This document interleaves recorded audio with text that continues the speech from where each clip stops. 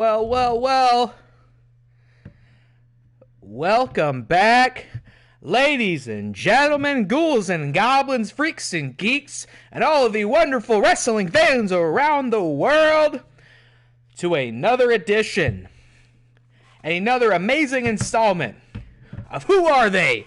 Real Championship Wrestling. My name is Taylor Cleek. As always, I am your host, commentator, and commissioner of the greatest virtual wrestling league here on Twitch.tv. Thank you for joining. Happy Saturday. Happy weekend to you. A big hearty cheers to you with a can of Bumbleberry here. Let's get a quick audio check before I get too ahead of myself. Let's see what we've got here. Hello? Hello? Check. 1, 2, 3. Just making sure. It would be a shame to start the action off here without being able to hear the dulcet tones of my voice. Hold on. Let's hear it. Come on. I think I have to do sound checks on my phone from here on out. Let's see. No? I don't know what's happening. Hello? Hello? Alright, I'm not going to worry about it. I'm pretty sure you can hear me. If you can't hear me, I'm sure somebody's going to come in and let me know about it. Welcome back to What Real Championship Wrestling. I'm just getting things started here, wasting no time, getting straight into the action because we have a hell of a show for you. Go out and tweet this match out right here, right now. We've got a great show for you tonight, folks. Count them, 2 regular cards and a pay-per-view, just like we used to do. That adds up, if you're doing the math, to 16 matches total tonight. And this is going to be our first bout of the evening. We're going to be having ourselves a little bit of a teams tournament tonight to figure out who the new #1 contenders are for the kids at Hart. The challenge for the Wrestle Real Tag Team Championships later this evening. That's going to happen at our pay-per-view when we close out the show.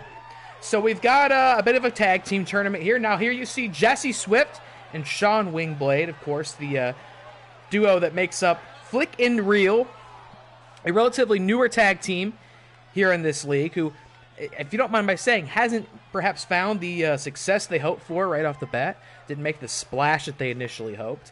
But they have a chance to turn that around big time tonight, but it's not going to be easy, folks, because look who's back for the first time in a long time. At a combined weight of 315 pounds. That's right. George, he's not going to say it, so I'll tell you. George and Watto. George Lucas and Watto, the Toydarian. A 1-0 undefeated tag team who we haven't seen in a long time, but they have returned to compete in our mini-teams tournament this evening. They'll go toe-to-toe with Flick and Reel here tonight. We're going to have another teams tournament match in this same card, and the winner of each of those matches will go on. They'll figure out who the #1 contender is between those two pairs. And they'll challenge kids at Hart at the God of Wrestling pay-per-view event that we are having tonight as well. All sorts of action from top to bottom here, folks. Look at that. That's a true billionaire mark right there. You got to have the stacks if you want to throw them. And the man in the Howard the Duck track jacket has got him in spades. George and Watto are back. I actually tweeted George and Watto's glorious entrance here out earlier this week, and Patrick Cottonar of the George Lucas Talk Show was so kind to retweet that out, so I'm just getting a lot of love for the George Lucas Talk Show entrance here. And here we go, Sean Wingblade and Watto starting things off. Sean Wingblade attacking the referee. Oh my God! That's an interesting strategy I don't think we've ever seen implemented before. He went straight for the ref, and wow, most wrestling matches I've seen, that would be an immediate disqualification, but it looks like we're going to just let it play, amazingly. Sean Wingblade going up top. Big splash on Watto the Toydarian, hooks the leg. It's going to take more than that to put the junk dealer named Watto down. You may notice no commentary in the game anymore. I actually turned it off. It's something I'm going to try out. I hope it's not too strange. It feels a little weird for me personally to not hear the commentary, but I listen to I always like to listen to a couple minutes of every stream I do just to see, like, how is it going? What's the audio like? What's the quality of the stream like? Am I doing a good job? I'll always listen back to a couple minutes, and I listened to the last, the Academy Reel Awards one, and I listened to a few minutes of that back. I don't know, I think this game just has a tendency to get a little noisy with the audience volume and the commentators and my commentary, so I turned the Michael Cole, Corey Graves, Byron commentary off. I don't know if it's weird or not. If it's weird and if you miss it, let me know. I'll turn it back on. But George hook in the leg. Seems a little redundant to have commentary and commentary. Sometimes I would commentate on what the commentators were saying. George going for sort of this sprinting moonwalk maneuver into Watto there in the corner. Very interesting, and maybe this is just some sort of energy ritual we have here. Some sort of Jedi mind trick. Thankfully for George's sake, Sean Wingblade does not appear to be getting up anytime soon. As you may know, WWE 2K games, as I've said before, held together with Scotch tape, paper clips, and Elmer's glue. There he goes. He gets up. George activates once again. And we are back in this. It's anybody's match. If I were Sean, I'd think about getting Jesse Swift back in the match. After that extended bout on the mat, Sean does exactly as I say. Tags out to Jesse Swift. The flickin' fanatic himself. Now let's talk a little bit about the competitors here tonight. Again, Flickin' Reel. This is, I believe, their second team's match, I want to say. They debuted at Really Mania against Benny and Moose. Didn't get the dub there. They did unfortunately lose to Benny and Moose. And George and Watto, on the other hand, I don't have quite the memory to tell you who they defeated, but I do know they've competed in this game once before, and they did win. So we've got an 0-1 and a 1-0 team. This is Flickin' Reel's opportunity to really turn things around and prove themselves as a team worth taking seriously. Likewise, George and Watto haven't lost yet. And, you'd like to keep that going as long as you possibly can. Swift tags back out to Wingblade. Watto is up. The Toydarian junk dealer. And I got to say, when they keep announcing all this Star Wars stuff lately. They announced 3 more movies this past week. They're showing things about all the new Disney Plus series. Oh, I thought that might have been it. Sometimes it happens. I trail off on a different tirade, and the match will just quietly end before I can react to it. But Watto tags out. George coming back in. And you got to love that he keeps that Howard the Duck track jacket on. It's not coming off. There we go. But as I was saying, that's all the Star Wars stuff. You got to wonder, when is Watto going to come back? Kind of crazy that Dave Filoni hasn't, of all the characters they brought back and expanded upon it, the Toydarian junk dealer of Tatooine hasn't gotten, it's just something. You got Jonathan F332 in the chat. First time chatter. What's going on, brother? Hello to you as well. Thank you for tuning in. Wingblade hooks the leg. George Lucas kicks out. You've joined us for a session of What Real Championship Wrestling. Oh, now Sean Wingblade is the one who is doing this sort of Jedi mind trick into the corner. Running quickly and succinctly at Watto. Not sure where he's going. Sometimes about the journey, not the destination. Amazing to see this twice in one match. We never seen it before. We've seen it twice. It really, it's a great way to start the night here. Is this WWE 2K22? It is 2K22. I have not purchased 2K23, and I don't know if I ever will, quite honest with you, because I've talked about that at length here before, but as I also understand, the universe mode in 23 is just also not very good. A lot of downgrades and a lot of bugs, so I'm not sure if I'll ever bother to get 2K23. At this point, I'd be more likely to probably get 2K24, because I'm kind of in deep on 23 here, or 22 here, excuse me. Swift hooks the leg, not quite. Can you join the brand? As in compete in the league? Sure. If you got to create a wrestler on, if you've got to create a wrestler in the community space that I can download, feel free to let me know what the tag is, or what your username is, or whatever I can punch in there to find you. And we can add you. Spear by Jesse Swift. No, George counters it. George Lucas counters it. Incredible. And he's going to hit Stunner. Stone Cold Star Wars Stunner. Oh, hell yeah. Hooks the leg. Wow, Jesse Swift kicked out. Huge kick out by Swift, and I thought it was over there, folks. Whoever wins this one is more than certainly going to have earned it. The tag is TRP. Hell yeah. Well, thank you, Jonathan F.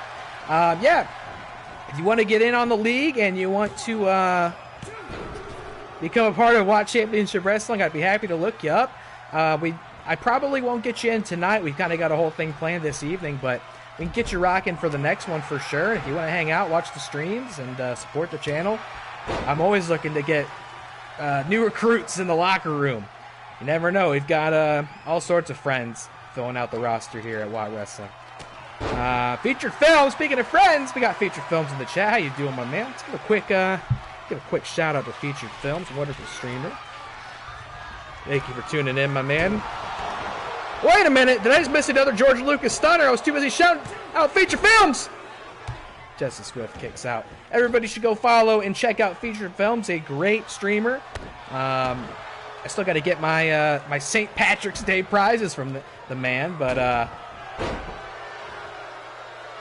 great guy from the area here. Streaming all sorts of stuff. I'll catch a Fortnite stream here and there.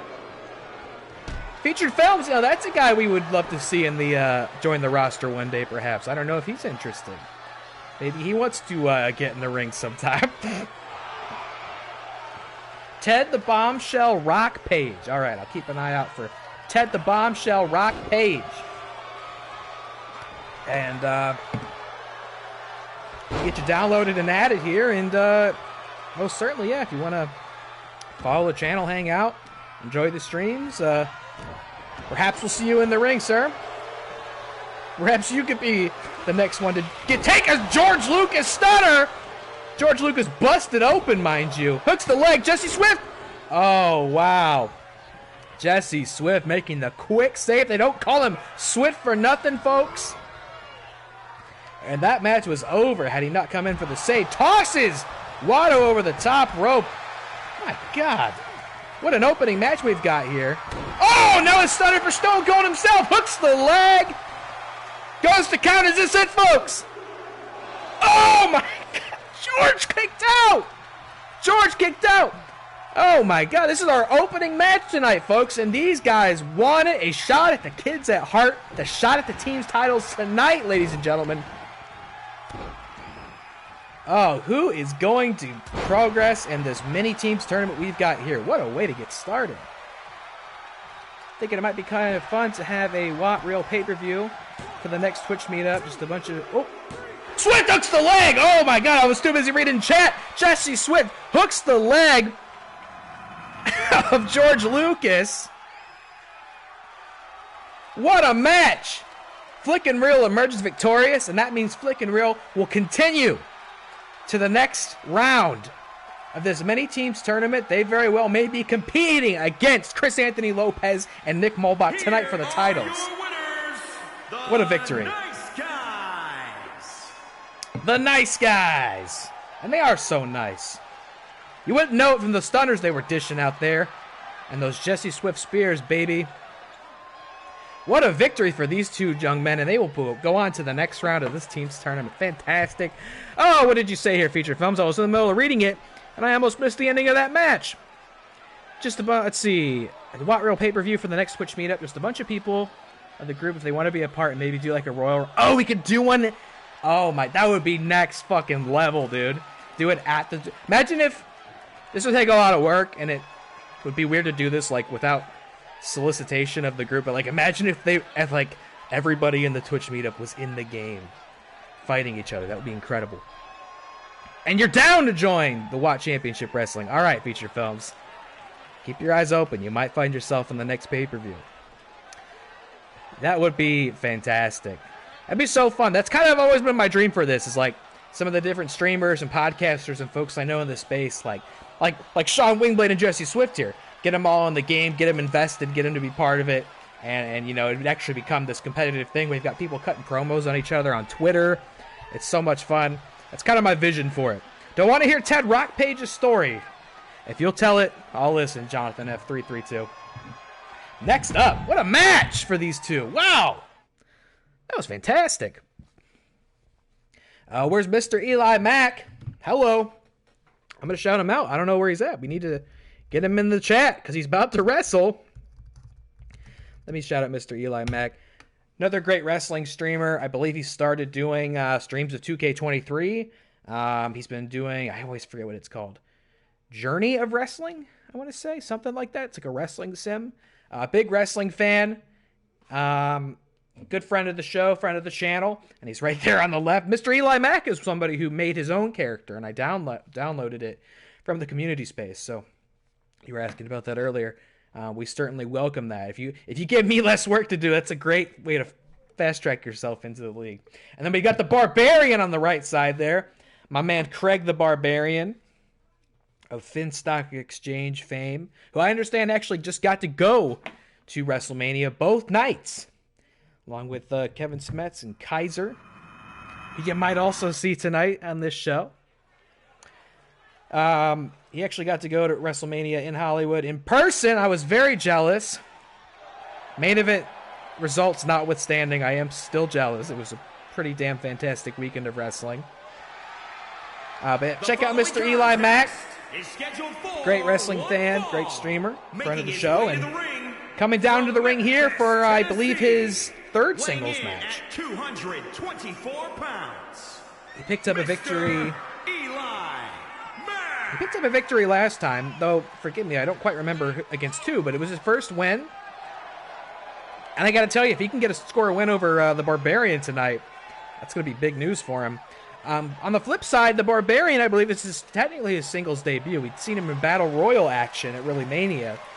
But this will be our first chance to see him compete in a one-on-one environment, which, of course, is very different than throwing a bunch of big dudes over the top rope.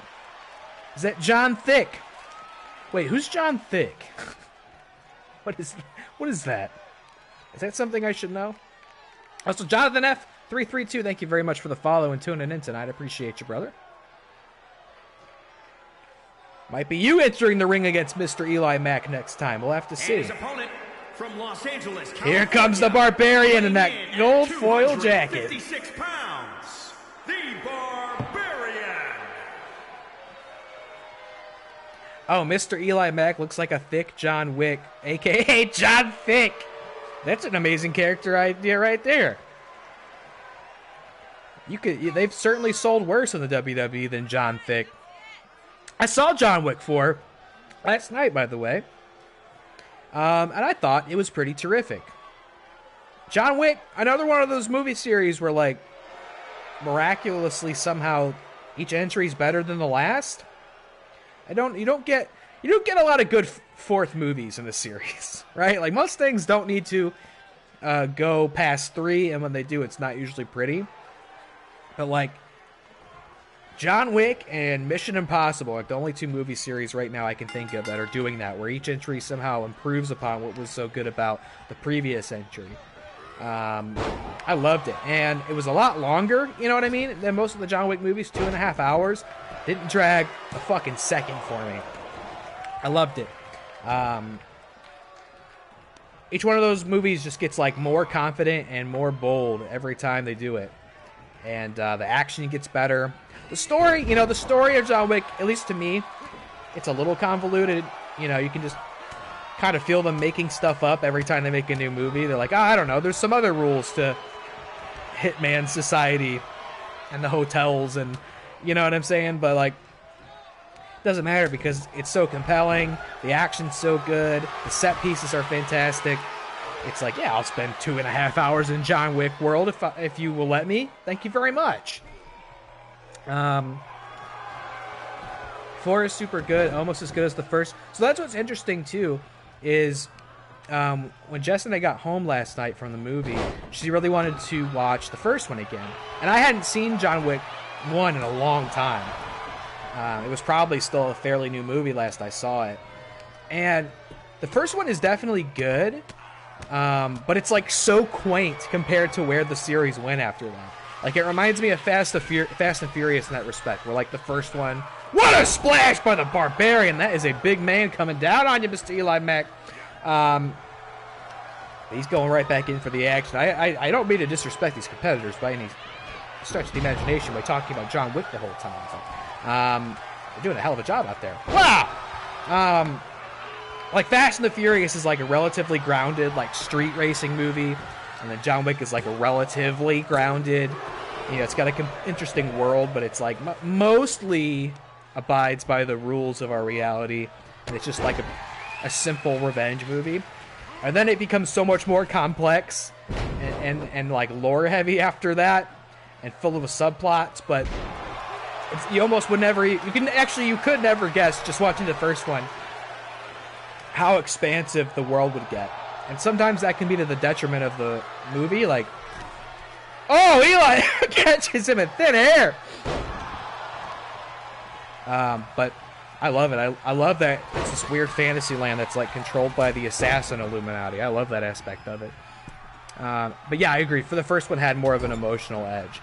But a very simple premise. You could sell that to anybody in like seconds, right? You go, oh, this guy, his dog gets killed, and he wants to get revenge, and he's an assassin. And you're like, okay, I'm in. I'm down for that. You can't. I don't know that you can describe the sequels as simply as that. I wasn't like working towards a grand point here. Stunner! So many stunners tonight. MrEliMac hooks the leg of the Barbarian. Is it enough? And it is!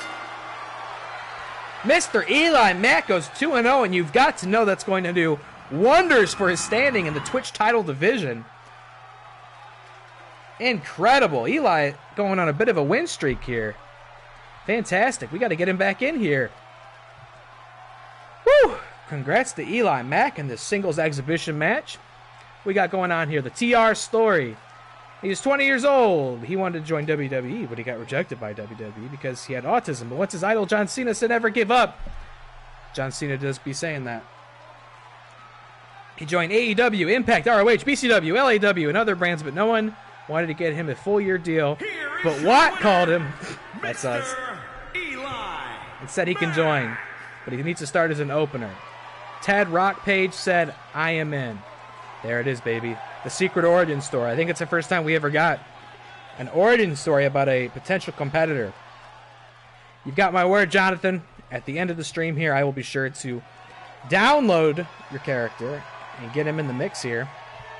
And if I see you, if I got your word, I'll see you in the chat next time.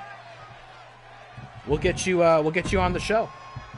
Oh, don't restart shit. Wrong button. Congrats to MrEliMac. What a victory. What do we got up next? It's the next entry in our tag team tournament. Just one moment here. Let me also tweet this match out. Let everybody involved know, because we've got the debuting Smasher, Kevin Smets, teaming up with the Survivor for the very first time, and the iconic Mr. John Kaiser in their corner, managing them against the 1-0 duo known as Jay and Silent Bob. This could be a really interesting one, folks. Let's see. Featured Phillips. Chat's in the wrong spot.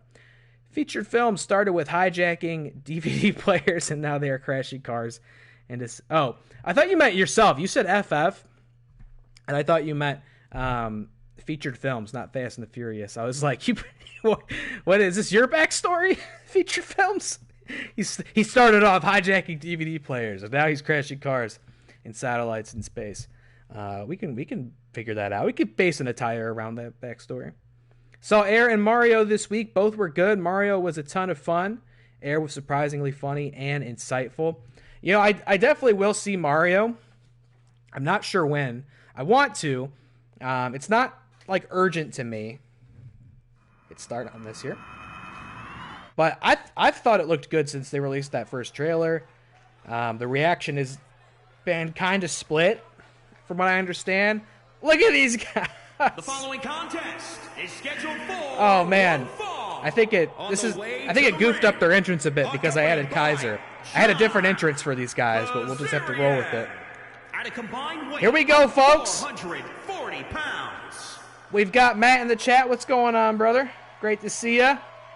You're here in time for the debut of a new tag team, Smash and Survive, comprised of the Survivor And the Smasher Kevin Smets led to the ring by Kaiser. 3 Schmodown alumni.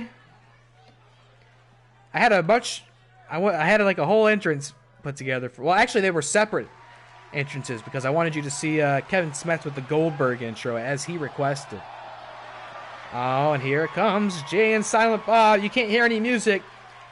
But if there were, I gotta imagine it'd be Morris Day and the Time, baby.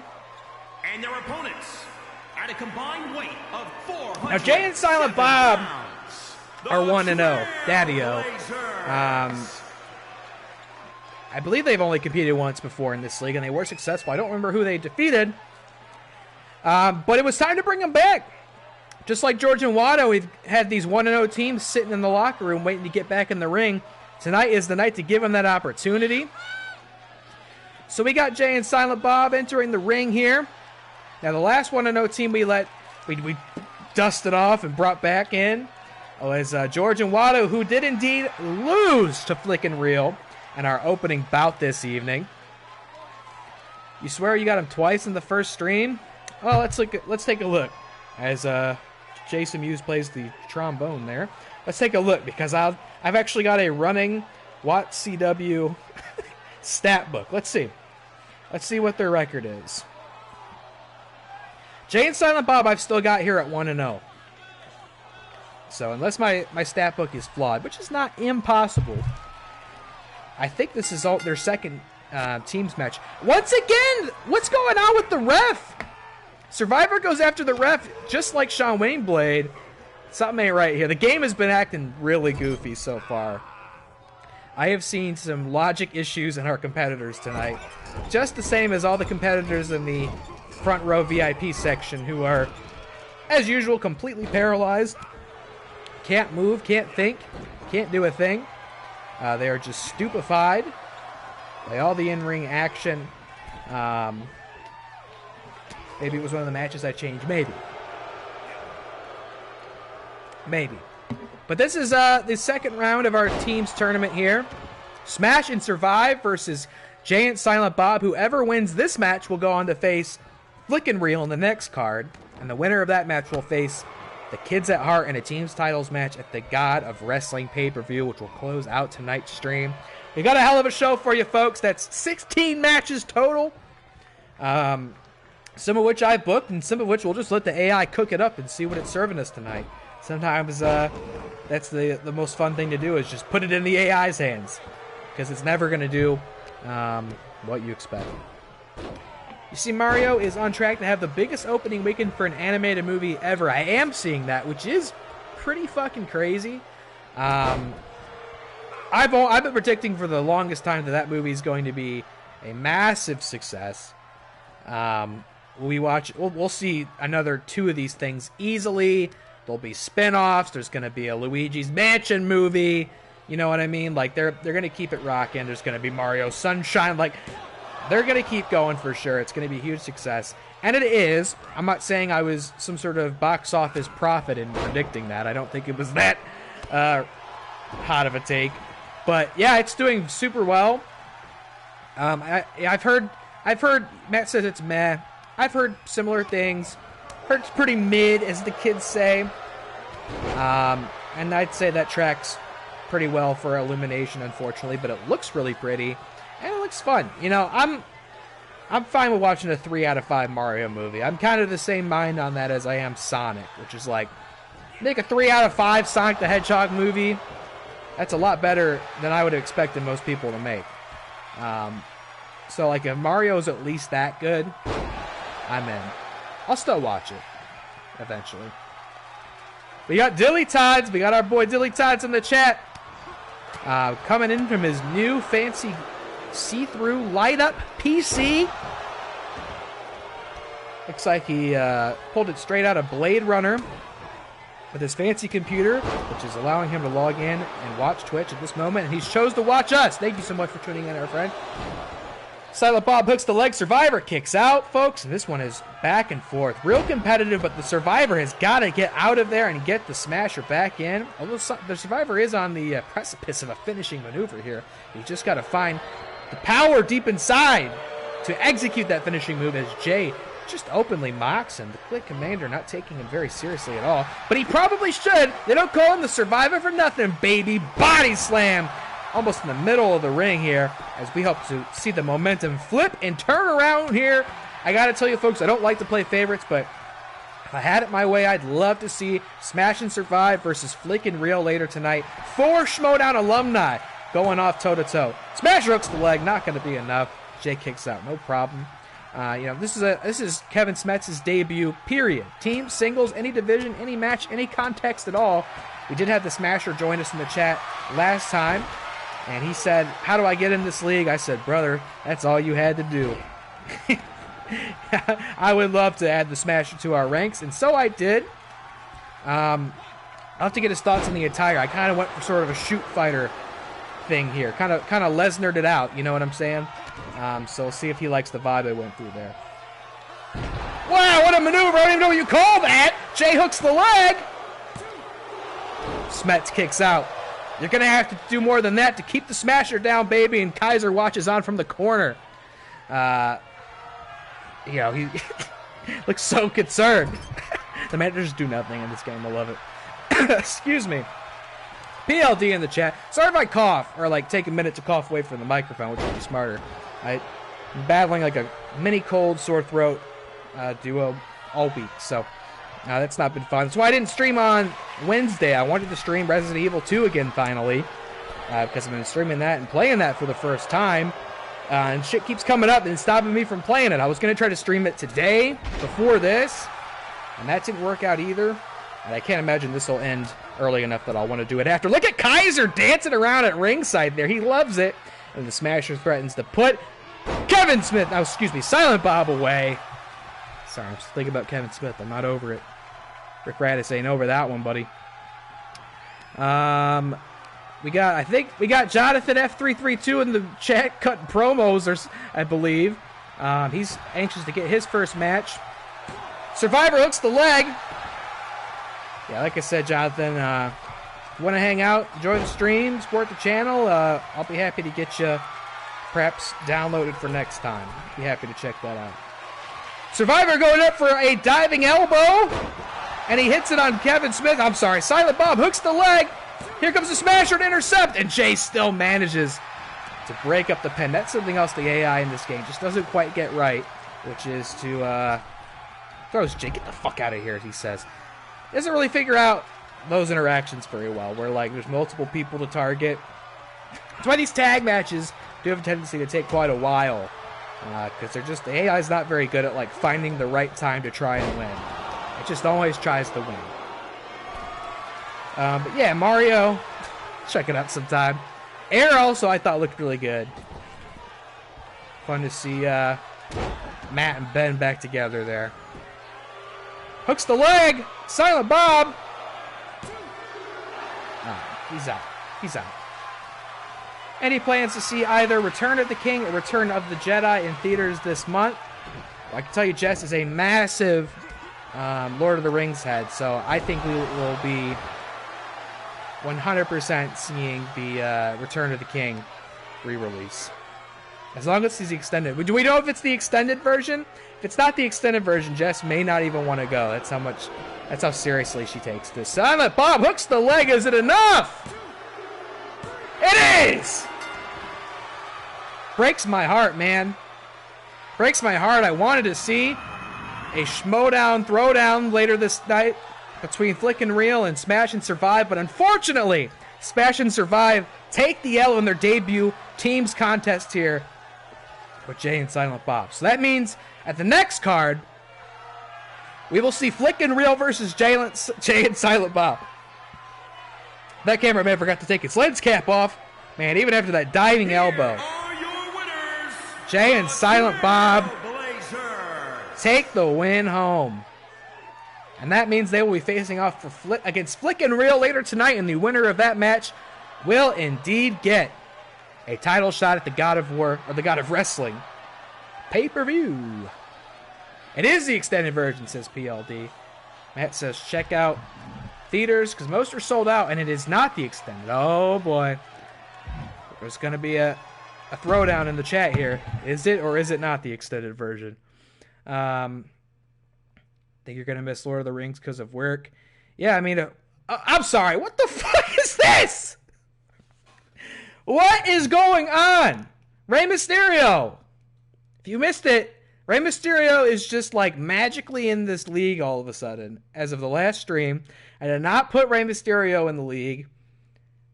But this is like the AI of this game is let me put this in wrestling terms. This is like early Roman Reigns, when nobody liked Roman Reigns' single run, and Vince McMahon was just like, yeah, you love Roman Reigns, get out there and cheer for him. And they just, every time he would just win, and people would just boo, boo, boo. We don't want any more of Roman Reigns. He's so lame. That's what this AI is doing with Rey Mysterio. I did not. How? What are we going to do about this? I'm going to have to start auditing, how this game books matches now, or else we're going to be seeing Rey Mysterio in every match. Every single week. Against the Lone Survivor, no less, who we haven't seen in a long time. All right, let's see. PLD says it's the extended cut around him. We don't need the Rey Mysterio's entrance. Are you kidding me? Although, last time I went live, he was a future Hall of Famer. Now he is a Hall of Famer, so respect to the GOAT here. The runtime is the same time as the extended versions. You're looking at featured films. Okay, so it's probably the extended cut. It better be. I honestly don't think Jess would want to even go if it wasn't. She can't watch it otherwise. Making his way to the ring, representing Lucha Taylor. House Party from San Diego, It California. is extended around us, but it isn't a day screening. All screenings are at night. Oh my god, it's gonna be out until 5 in the morning. We don't got time for that. Featured films. I'm not a wrestling fan, but man, am I sick of seeing Roman Reigns. He's been the champ for like 10 years. Yeah, so it's funny now because Roman Reigns is a bad guy, but now people actually kind of like Roman Reigns. It's like the inverse of what I was saying earlier. Although, until maybe very recently, I had a chance to share all my WrestleMania thoughts on the stream yet. I streamed Mothered on Monday, which is very great. Awesome indie horror game. If you missed the stream of that, you can check out the VOD on here or on the YouTube What Real Gaming channel. Mothered was a hell of a ride. Mothered didn't seem like the correct avenue or arena to discuss my WrestleMania thoughts. And just too much of a tonal dissonance there. But now it's been almost a week since WrestleMania. Or has been a week since day one. And now I feel like I've gone through all the stages of grief since then. I'm not quite as impassioned about it now. Ted Rock Page wants Jay or Silent Bob in an Iron Man match. Maybe we'll see. I don't know. They might be the team's champions by the end of the night. We'll see where their career path takes them. And if it's not to the team's titles, maybe we will try one of them out in singles. I've moved people around divisions before. PLD, Matt was wrong. Not the first time. I'm so excited to have the two of you in chat tonight because we will see Matt Thomas and PLD compete in singles at the God of Wrestling card. That's going to be highly competitive. Here we go. Rey Mysterio versus Lone Survivor. Not a match I ever thought I'd see, that I ever knew I wanted to see. But, we're going to take this one just as seriously as we take the others. Rey Mysterio is the force of... Oh, my God. Did he... Hold up. He's busted the Lone Survivor open almost immediately. That is, of course, Lone Survivor, the protagonist of the pixel horror game I streamed on this channel last year, with his survival horror signature L-shaped flashlight poking out of his pocket there. That's a creation by yours truly. Lone Survivor we haven't seen in a long time. I think he's another guy who, like Jimmy Hopkins, had a debut match, got absolutely destroyed, and hasn't had the ability to show his face since. And he's back. He's back going against Rey Mysterio, who is, one way or another, going to get booked, brother. I don't know what's going on here. The machine has become sentient. There's a ghost in the machine, and his name is Rey Mysterio. He's going to get booked, brother, no matter what. I don't know what we do about that. PLD. You say compete? Does a nail compete against the hammer? Matt's going to be driven through the mat. Lone Survivor hooks the leg. Ray kicks out. You're going to have to do more to put down a genuine WWE Hall of Famer than that, Lone Survivor. I know you've overcome so many terrible things, but has any of them rocked a luchador mask before? I don't think so. I played all that game. I don't recall luchadors in Lone Survivor. Yeah, we'll see Matt and PLD compete tonight. PLD, all of his matches tend to be very, very personal. A lot of trash talk back and forth. You got to understand, when you go against PLD, you're not just going to meet him in the ring. You're going to be meeting him psychologically. A meeting of the minds. You can't let somebody like that get in your head. PLD, I believe, is 2-1 in singles. Oh, look. Ray's queuing up the Three Amigos and tribute to the late, great Eddie Guerrero. I got to say, of all the things... Oh my god, that was a train wreck of a moonsault. Lone Survivor going in for the kill. That's not enough. What a massive win it would be for the Lone Survivor. We already saw the Survivor go down tonight. What will be the fate of the Lone Survivor is Ray. Whoa! I don't even know what you call such a thing, that topsy-turvy maneuver, but if he can pin the Lone Survivor, it might be over here. He goes up top, maybe a frog splash. Oh, sort of a coup de grace placement of the 2 feet to the midsection of the Lone Survivor. Is that it? Not quite, not quite. And the fans are on their feet. They're perpetually on their feet. They cannot sit down. They cannot leave. I think even once we stop streaming, they just stand there and wait for the next wrestling performance. It's all that sustains them. It's all that they live for. You know, the past week of wrestling in WWE specifically has been very, very interesting. WrestleMania didn't quite play out how I thought it would. In a couple different ways. And then the news of what was going on there that broke earlier. Hold it! Wow! What a win! What a victory for the Lone Survivor over Rey Mysterio. I think it puts Ray at a 1-1 record here. What's this all about? Oh, I don't think he's going to be very happy. Oh, the commentary. You have to read the subtitles because I turned the commentary down all the way, which I guess carries over to these cutscenes. That's all right. You don't need it. Rey Mysterio appears very dejected and sad. He thought he was so great because he's a Hall of Famer now, and he beat his son up at WrestleMania. But he lost to the Lone Survivor, and now there's a potential for a rivalry here. Wow, what a window for the kid with the mask on there. And I'm not talking about Ray, I'm talking about the Lone Survivor. I guess they both wear masks. Wow, what an upset. I would judge that as an upset win, even though Rey Mysterio's not supposed to be in this league. Maybe since he's so sad, he'll pack his bags and get out of here. Because nobody invited you in the first place, Ray. I don't know how this keeps happening. What's next? My God. Jan's in the chat cutting promos. Oh my God. Here's our main event for the regular TV card. Sean's tweeting at me. Sean knows he won. Now, this is our main event for this card. Keep in mind, we're going to watch another card after this, and then we'll get to our big pay-per-view event, God of Wrestling. Go ahead and tweet this match out. Now, this was a special request from you guys last time. The AI actually tried to book this. They got the Nasty World with Becky the Wreck Raddus, the current reigning women's champion, in their corner, going up against the trio that I've so endearingly named Really Scared. That is, of course, Ghostface, Michael Myers with good old Freddy Krueger in their corner. It's actually interesting. Last time we had an 8-man battle royal full of competitors who had been just sitting in the roster, not competing. I think the trio of Really Scared there have been on the team since before I even started streaming this game. And for whatever reason or another, couldn't get booked. They got masks on, but none of them are wearing lucha masks. Maybe that's the difference. So the AI wasn't interested in seeing them compete tonight. And then they tried to book this match last time. You guys said, no, we actually want to see that. Give me a second. Hey, sip of water.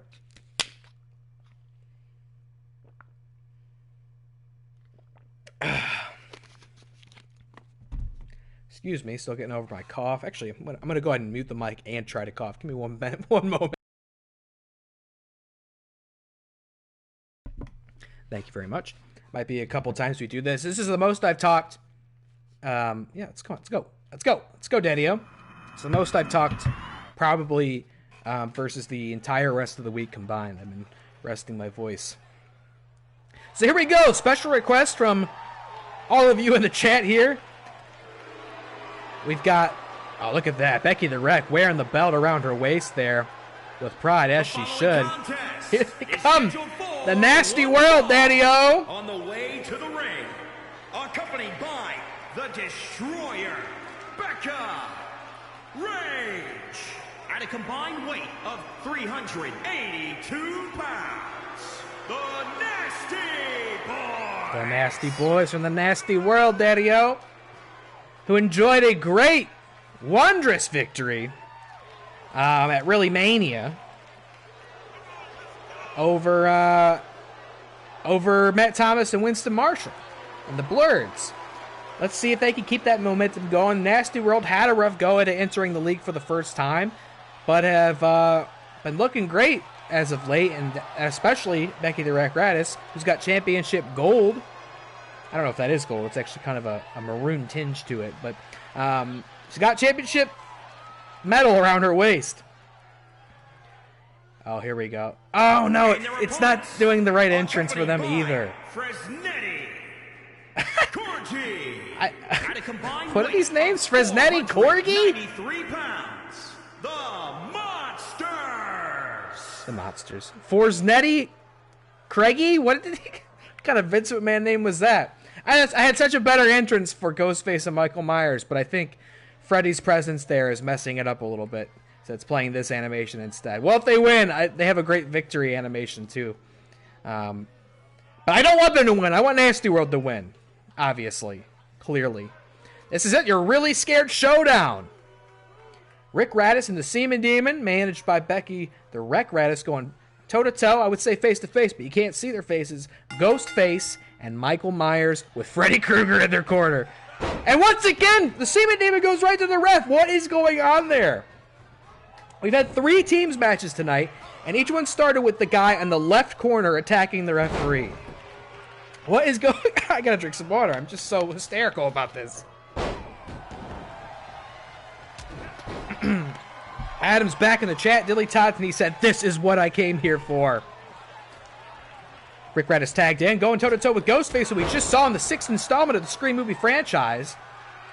How will he fare here in the squared circle tonight, folks? Jonathan F332 is opening a can of baked beans, and he's pouring it all over the lone survivor's phone. I don't even know if the lone survivor has a phone. I think he comes from a time in which all cell service and internet has sadly fallen apart, eradicated, and given way to a hellish dystopia. Speaking of hellish dystopias, look at this joint manipulation being enacted by Rick the Rager Raddus.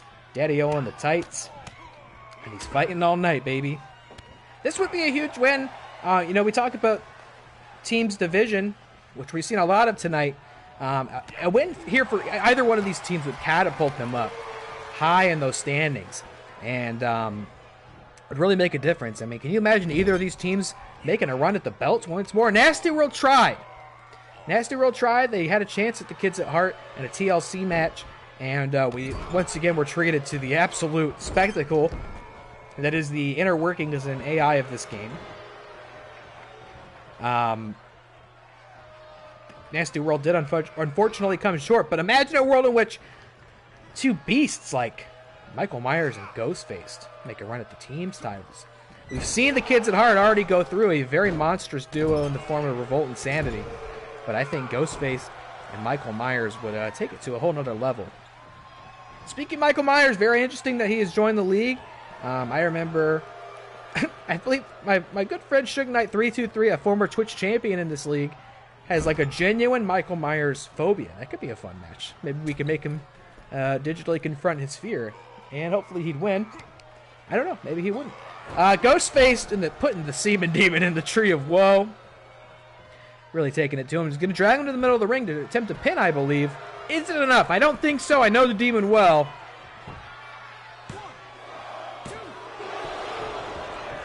Those quiet moments are so quiet now without the commentary in the back. I don't know. I mean, if you guys have a preference, or if you even notice, let me know how you feel that I turned off the in-game commentary. I just thought it got a little too noisy sometimes, having me talk over their talking. Oh my god, what a knee by Ghostface. I wonder which one is under that mask.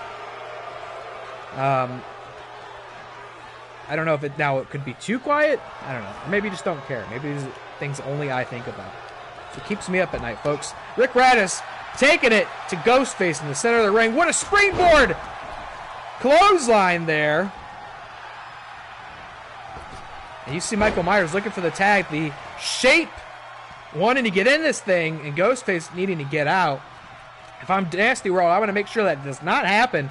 A fresh Michael Myers is not what you want to see this deep into the matchup. You want to keep the momentum on your side. Put the pain on Ghostface. Again, we don't know which Ghostface that is. Wow! Sit out powerbomb. But he kicks out no problem. Depending on which Ghostface that is, could really recontextualize what he's capable of. And you can see right here, right now, he's capable of a hell of a lot. Hooks the leg. The Rager in early to break up the pin. And we talk about team chemistry. Nasty World, you'd have to think, has it in spades compared to Ghostface and Michael Myers. But a massive stomp to the Demon. Thank God that's not Jacob Lee in there, folks. And then a springboard drop kick of his own. Rager's stunned outside of the ring, not for long. Back in, his Ghostface drives another sickening knee into the skull of the Seaman Demon. Michael Myers tagged in, and what did I say, folks? This is not what the Nasty World wants to see. A fresh Michael Myers. You don't want to see him in the ring, and you don't want to see him on prom night. You will not like what he has in mind.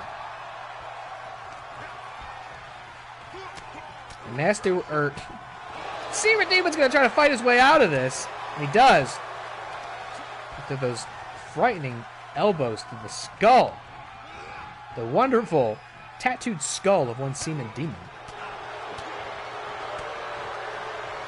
And this is big, folks. I mean, this... Oh, my God. Hammering palms at Connor's head. Come on, Michael. We even defended the last movie you put out. We talked about it for 3 hours on Really Scared. Wax Poetic went up to bat for it, and you're going to smack my man in the head till he bleeds? Unbelievable. I believe Mr. Seaman Demon is out in the town as we speak, actually wearing cowboy boots. Truly the most like his in-game avatar of any of us, I would say. As wow, Michael Myers hooks in some sort of variation on the crossface. Is the Demon going to tap with that gloved hand? Hold out. Hold out. Raddus just on the apron going to watch. Good God, Rager. Get in there and break that up. And now Michael Myers is sizing up our sweet dear Demon for a finisher, but he elbows out of it. Oh, and he runs into him like a brick wall. Oh, look at that little 1-2 maneuver by the Nasty World. Oh, where you going, Connor? Where'd you go, buddy? I don't know what happened there. He was aiming for Freddy Krueger, I think, and didn't quite scope it out very well. But he's not going to miss a step anyway. Hurricane Run and a Michael Myers on the outside. What a competitive match. What a main event here for our first regular card of the evening, folks. And if you've been feeling a little disillusioned by the WWE, got a little fatigue from WrestleMania, what a knee! Here is the wrestling league you can always count on to entertain you, fulfill you. Well, Connor's just lighting them all up! It's not enough to have Michael Myers, who's at risk of getting counted out here. Ghostface off the apron, and now I think he's going to go get some... He's going to go get some Freddy, folks! Connor Breedlove, the Seaman Demon, is on fire! He is breathing smoke, and he is pissing fire tonight, ladies and gentlemen. It's not enough to take one, and he poses for the crowd, and they love it, as they should. Seaman Demon has just decimated all of Really Scared, but he better get in the ring or he's going to get counted out himself, or he's going to have to answer to Freddy Krueger. Now, ref, what the hell was that? Open your eyes, ref. That's interference if I've ever seen it. Shades of the bloodline there. Michael Myers coming back in, taking Connor to the mat, who looked like he could have won this thing all by himself just a moment ago. But now I'm thinking, if I'm the Seaman Demon, I may want to get in there, and I might want to tag out to the Fresh Rager. DDT to the man on the outside. He's fighting like a man possessed. And this is a really scared showdown. Maybe he is. Maybe his body is merely a vessel for Pazuzu. He's going back. He's taking it back to him again. It's Seaman Demon versus the world here tonight, folks. Fighting like he's got something to prove, and he goes ahead and tags the Rager in, who really all he has to do is just win the damn thing at this point. I think the Demon has softened up everybody.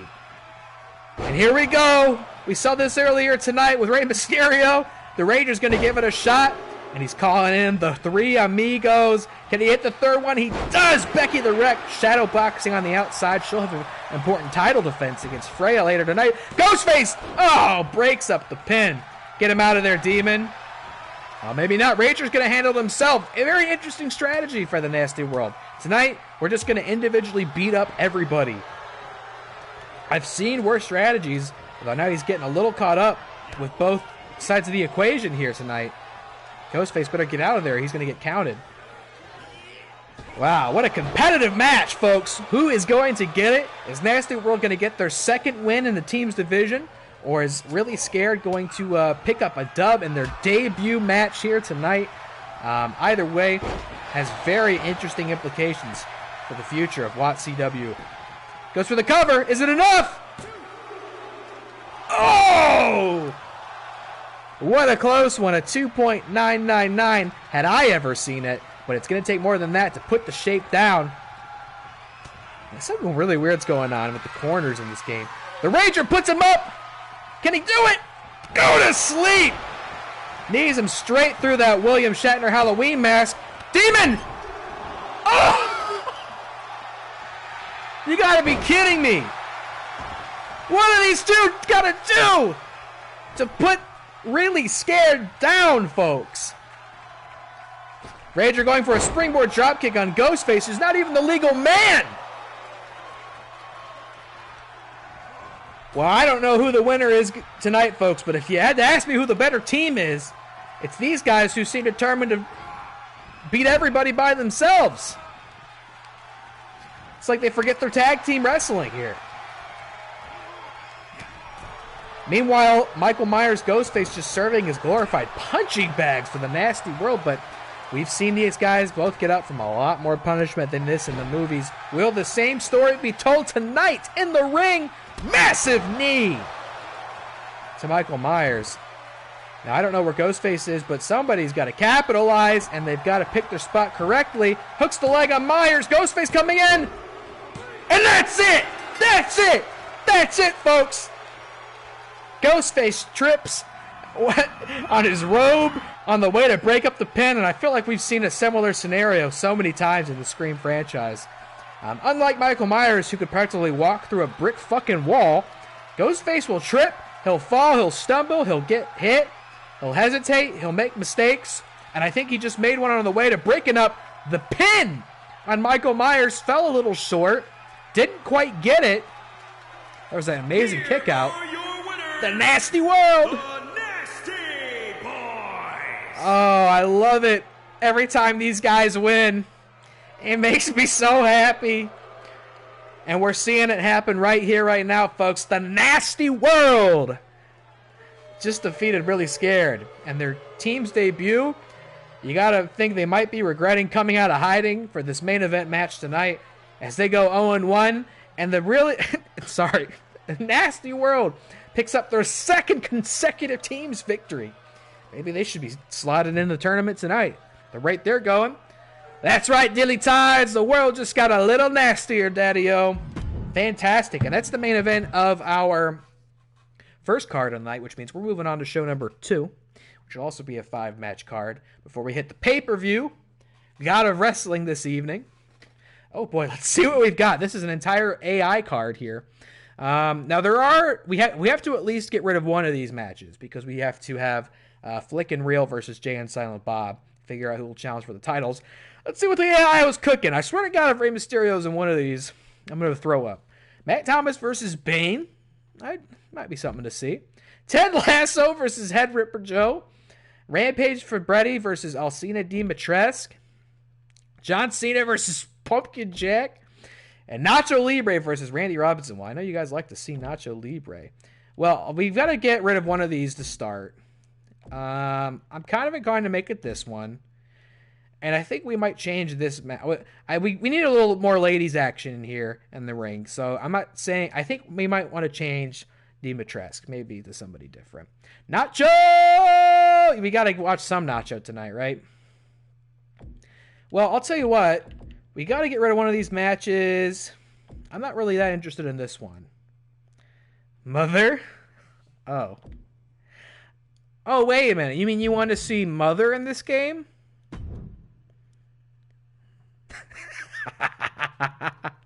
Oh, well, if there's a request. If you wanted to see Mother from the indie horror game called Mothered in WWE 2K22 competing tonight, you might have come to the right place. Let's see. Because I got that. I got Mother for you. So if you wanted to see Rampage for Betty versus Mother tonight, I got you covered, DillyTodds. Let's see. We've got to have our... Okay, I've got an idea. Let's get rid of this match. Let's make this our teams match. Our teams tournament match, which is going to be Jesse Swift and... Oh, wait, make sure... Hold on, let me go back here. Normal. Make sure the game understands I'm not playing this. Okay, Jesse Swift, Wingblade versus what? Pumpkin Jack is... I got 100? I'm sorry, Pumpkin Jack. You are a lot of things, but you are not 100. We'll have to remedy that later. Pumpkin Jack, it's really digging people out that we haven't seen in a while. Pumpkin Jack, I think, is 0-1, and we haven't seen since the first stream either. I don't even remember who. I think he was defeated by Laurent. Okay, so we've got this match. That's very important. Anything else we don't want to see? I can tell you an interesting match I thought. Well, you know what? We got DillyTodds in the chat. Let's get DillyTodds in here. Let's see. How do we feel about DillyTodds versus Head Ripper Joe? What do you think?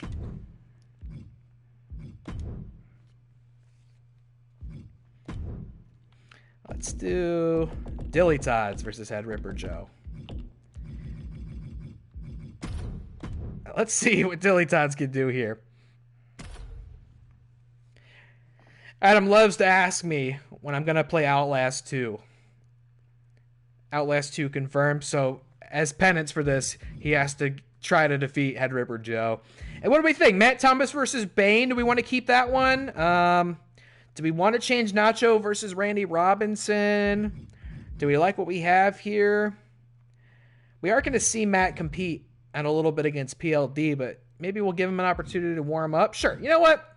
The AI cooked. This is like a really old school WATCW match. We got Nacho and Randy Robinson. These are really two vintage WATCW superstars. All right, let's give it a shot. Matt said no in the chat. I don't know if he said no, he doesn't want to face Bane or not. I don't know what he was responding to, but let's see. No, Bane? You don't want to face Bane? You don't think you're ready for the Masked Mercenary? Don't you want to warm up before you face PLD? Well, if Matt doesn't want to compete against Bane, then Matt's not going to compete at all. Let's see what else we can do.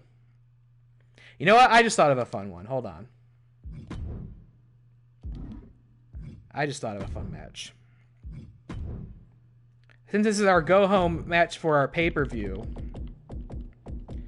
what if we did a mixed tag of the challengers versus the champions. Let's see how this goes. So we've got Kratos, and we've got Freya versus Walter. Oh, we got to pick the woman for this one. Becky, right? Becky Raddus. And Walter White. How do you like that? Now that is an interesting card. Let's review. Matt doesn't want to play until he plays PLD. I see. He's being very mysterious. He doesn't want anybody to see what he's been cooking behind the scenes. So we've got Freya and Kratos, the 9 Realms, teaming up in a mixed tag match against Becky the Wreck Raddus and Walter White. What a combo. Who thought we'd ever see those two mix it up in the ring? The champs versus the challengers. We've got DillyTodds versus Head Ripper Joe. Rampage for Betty versus Mother. We've got our team's tournament final, well, semifinal. And then we got Nacho versus Randy. What a card. Yeah, let's do that. It's fun. And folks, let's also make sure, I don't remember if I did it earlier, but let's make sure we shout out DillyTodds, who's a great friend of mine, great friend of this channel, and been getting into streaming lately. He's been streaming his art process as he sketches, which is very cool. He's been doing a lot with a tattoo design he's doing for a friend. Very cool to just very chill streams, hang out, watch my man draw. He's very talented. He's fun to chat with, very smart, and you won't regret it. He got a new computer today, and I believe he's also going to start streaming games. So we'd love to see that. So do join DillyTodds, who's also about to wrestle this evening. Cody House 53. Oh, Lord, they wrestling. Oh, Lord, they wrestling. Damn straight. Son of a bitch, they're wrestling. Card number 2 of the night. The wacky waving inflatable arm tube men welcoming you into what's going to be another top shelf show of What Real Championship Wrestling. That's right, sir. You do get a shout out. Love you very much, my friend Adam, who has since finally eaten Taco Bell. That's right. Stop the presses. This news is fit to print. Mr. DillyTodds did, in fact, eat Taco Bell for the first time in his entire life. I was fortunate and blessed enough to bear witness to such an event, and he quite enjoyed it. Maybe one of the biggest surprises I've had all year. Although, I was in for a very big surprise on Sunday when Mr. Cody Rhodes lost to Roman Reigns. How do you like that for a transition? How you doing, Cody? Great to see you tonight. How are you, my man? Watching any good movies lately? Thanks for tuning in. Man, I gotta say, I mean, the emotions, the reactionary feelings I had watching WrestleMania have kind of faded and scabbed over by now, so I'm not quite as hot as I was about it earlier in the week, where I felt I really could have gone on a rant. I've kind of like cycled through those feelings, but I thought WrestleMania was like almost a perfect show till that ending. What a fucking bummer. And I've certainly still not convinced that they did make the right call with that. Cody losing, man. I just don't know about that. Which I had my gut reaction was that it was a Vince thing, but all the dirt sheets and such insist that they had this in the works the entire time. But I don't know, man. I saw a clip on Twitter today from WrestleMania when Cody came out to the SoFi Center, and his music was playing. You heard like close to 80,000 people singing along, and it just felt so massive. And I was like, I don't know. Very hard to create those moments, and it much certainly harder to do it again. So I just think they missed a huge opportunity with Cody there. Here comes Freya and Kratos, the 9 Realms, who last time we saw them compete in mixed tag got a big win over The Last of Us at WrestleMania. Let's see if they can do it again. Vince messing around with those scripts again. Shake my head. And then Raw, by all accounts, it's actually incredible how perception of WWE was able to shift and diminish in the span of like 48 hours, where it went from a state of like, hey, this is kind of maybe the best wrestling has ever been in the WWE. Like, this might be one of the greatest WrestleManias ever. And then within like 24 hours from the end of night 2, it was just fucking putting out fires and breaking glass in case of emergency. Vince is back. They're merging with the UFC. Vince had creative control over Raw. Morale is down backstage. Nobody knows what's going on. They were told Vince was never coming back. He came back. I've never really seen perception shift that quickly like that before. I know we live in such a reactionary culture with how easily accessible information is. It's easy to form an opinion based on very little research, or having given situations like this very little time to play out. But I think we all pretty quickly, even in saying that, felt like, holy fuck, the dream's over. And representing the bad guys. But I understand that SmackDown was quite a bit better, but then the backstage rumors are that Vince didn't have much to do with that one, that he wasn't in town. He gave some notes before the show started, and that was it. And it seemed people responded much more positively to SmackDown. I can tell you, like, as a guy who's watching wrestling for a long time, I'm not saying the last couple of months of the Hunter era have been perfect, but they've been a lot closer to it than they were previously. Oh, man. How was Logan Paul? He was fucking great. Oh, Cody, you watched Dungeons & Dragons and it was a hitter? I would like to catch that. I have a feeling I'm not going to make the time for it to see it in the theater. But I got to be honest, I thought that movie looked like just a rotten bananas, man. But I thought it looked like a stinker. But all the reactions to it have been super positive, so I'd like to give it a shot. Logan Paul was great. Yeah. I've said it before. He just needs to be a wrestler. Just stop with all that goofy shit. Oh, here comes Becky the Wreck, the 3-time women's champion, who will defend that belt later tonight against Freya. Of course, I talked over the entrances earlier, but Walter White will defend his championship against Kratos in tonight's main event. Main event. The Nasty Boys. Nasty Boys. From Cleveland, Ohio. Cleveland. The undisputed, prestigious Women's World Champion. The Destroyer. Becky the Wreck, the 3-time women's champion. There's never been a women's title match that Becky wasn't in. Isn't that interesting? And the same is going to be true even tonight. But we have this very interesting, unique opportunity for this mixed tag match, which will open up the show. Later tonight, you'll see Walter... Again, Kratos going for the ref! Walter's going for him, too! What is that? If you play in the upper left corner, you're going to be at an immediate disadvantage because apparently you're going to go for the ref first every time. It's so fascinating that the AI is unable to target the correct person at all times. You think that would be pretty easy. Anyway, Walter White tags out, which means Becky comes in and does Freya. You'll see these two square off in singles competition later tonight at the God of Wrestling pay-per-view, folks. Freya, who we've not seen much of quite yet. I believe, was really Mania her debut? No, I think we've seen her a little bit in singles as well. I think she's enjoyed a few victories in this league. But, wow, look at what she's going to have to deal with later tonight is Becky the Wreck, earning her namesake as she does every single time. Tags out to the world champion.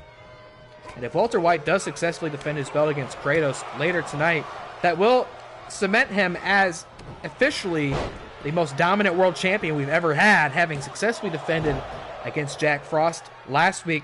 Believe it or not, 2 consecutive defenses will be the record if Walter White does that later tonight against Kratos. He tags out, which means Freya is back in to face Becky the Wreck, and these are 2 tough ladies in leather. No doubt about that. Matt's trying to complain about John Wick 4. Wow, Matt's opinionated. He's going to let you know about it. I thought John Wick 4 was fantastic. It was really crazy how the view of Mania flipped from the end of day 1 to day 2. Yeah, day 1 was like just about as solid and perfect as a show of wrestling could get. I mean, that's what's so distinct about these WrestleManias. Or this WrestleMania. It's 2 days, but it's one WrestleMania. There was really no slow spot. There was no bad match. There was no big disaster, save for the Shane McMahon thing, which was a disaster in kind of the most beautiful way. Shane McMahon blowing his quads just like his dad did in the middle of the ring. Fucking up the bit. But you know what? They figured out, even though it was a very awkward segment, they figured out a solution on the fly. Had Snoop bring it to him when Freya with those high kicks. Excuse me, I had to turn away from the microphone to cough. I turn away from the mic to breathe. You remember that? Chocolate Rain. That is literally the only negative thing you have to say about it. I gave it a 4 out of 5. What? That it's not as... Or what, your thing was that it was too long? I didn't feel that at all, man. I actually... Usually a 2.5 hour movie, I can feel... I'll usually feel like, oh man, we definitely got like 40 minutes left of this. And it's not a bad thing. Like, if I realize that and I like the movie, I'm usually quite excited. I'm like, oh, wow, we get 40 minutes more of this. I really never had a moment in John Wick 4 where it, like, lulled to the point where I was like, man, we got, like, a whole third act still? Like, I could have taken more. I could have taken more. Wow, what a counter by the Wreck there. There's a reason she's champion. The disrespect! That's a literal goddess she's kicking dirt on there, folks. And this is a preview of things to come. Becky the Wreck with the new ink on that arm there, throwing Freya out of the ring. A YouTube classic. And it has been a very great competitive match so far. I mean, pretty high stakes. Obviously, the titles aren't on the line here in this mixed tag match, but imagine the message that you send to the other team here. If you're the champs, it says, you can't hang. You think you got what it takes to compete with me? I'm going to beat you today, and I'm going to be in your head all week till our match. And if you're the challengers, it says, I've got your number. I beat you once. I just got to do it again. So, huge opportunity here for these mixed teams. Let's see what Matt had to say about John Wick 4. There's only so much mindless action I could take. I don't know if me having watched 3 earlier to refresh your memory, helped or hindered your viewing. Also, the story went a totally different way than the natural story should have gone. Well, I'm not going to discuss the story for spoiler's sake, but I think I would disagree with you on that front as well. But we'd have to have... I mean, I think I know what you mean by that, Matt, because there's not that much story to a John Wick movie. So there's really only so many things I think you could be talking about. I won't expand upon them here, and I would ask for spoiler's sake we don't do that, but we could talk privately about that some other time. I'm sure we will. Kratos with the reversal on Walter White. Champs told them, you aren't a Niflheim anymore. Not Niflheim! He busted out the Niflheim. Built straight out of Mustafar Star Wars. Muspelheim, that's it. Fuck me, man. Mustafar, how embarrassing. We already got past the George and Watto portion of the night. Unfortunately, we won't be seeing them again, having fell to flickin' reel. Here we go. Kratos taking control of the match here. He's got the champ in his hands, and imagine if we see moves like that one, though. Walter White snakes his way out of it. And the thing that Heisenberg doesn't have, that he will later tonight, are his cronies in his corner, that being Saul Goodman and Jesse Pinkman. Had to stay in the back to honor the rules of a mixed tag match, but later tonight when Walter White and Kratos compete in singles, you'll see the entire gang. He's going to have Saul Goodman and Jesse Pinkman in his corner, but likewise, Kratos is going to have Freya and Atreus in his corner. The entire family. So, It's going to be a dramatic-ass match. Perhaps shades of Night 2 of WrestleMania, considering all of the interference and controversy that occurred there. And I'm still kind of not over the Cody thing. It's just such a bummer. I don't know. And I've talked at length about how I thought it was Sami Zayn's time, and I wanted him to get that match, and it wasn't the plan, right? The plan was Cody, and then Cody also didn't win that match. Whoa! What a double team move between Walter White and Becky the Wreck. What chemistry here between the two of them. No pun intended. Goes for the pin. Not quite enough. And that's interesting because we know Kratos and Freya, that's like a whole thing there. But Walter White and Becky Wreck just sort of this hodgepodge combo. The only thing they have in common is the fact that they're champions, but I guess it takes one to know one, and they're working quite well because nobody understands what it means to defend gold in this league better than Walter White and Becky the Wreck. Maybe perhaps the kids at Hart, I should say, who will see competition later tonight. Absolute unit, absolute powerhouse. What a stack of pancakes Kratos is. But can he match the in-ring psychosis of Heisenberg? They're in Helheim now. Pain. No. No. I fucking love God of War Ragnarok. I played just about as much of it as I possibly could on stream, so it's good to still get Kratos and Freya back in the ring. I saw they added an update for New Game Plus mode. That's something I'll probably do soon, just to have a game I can kind of play off stream. New Game Plus and God of War, maybe I'd bump up the difficulty a little bit. That'd be a blast. Can you imagine Saul cutting a promo? It would be a god on the mic. Yeah. I have imagined that. And that's what, like, I have imagined Saul Goodman cutting, you know, sort of this Paul Heyman-esque promo while Heisenberg just stands quietly in the back and glares on.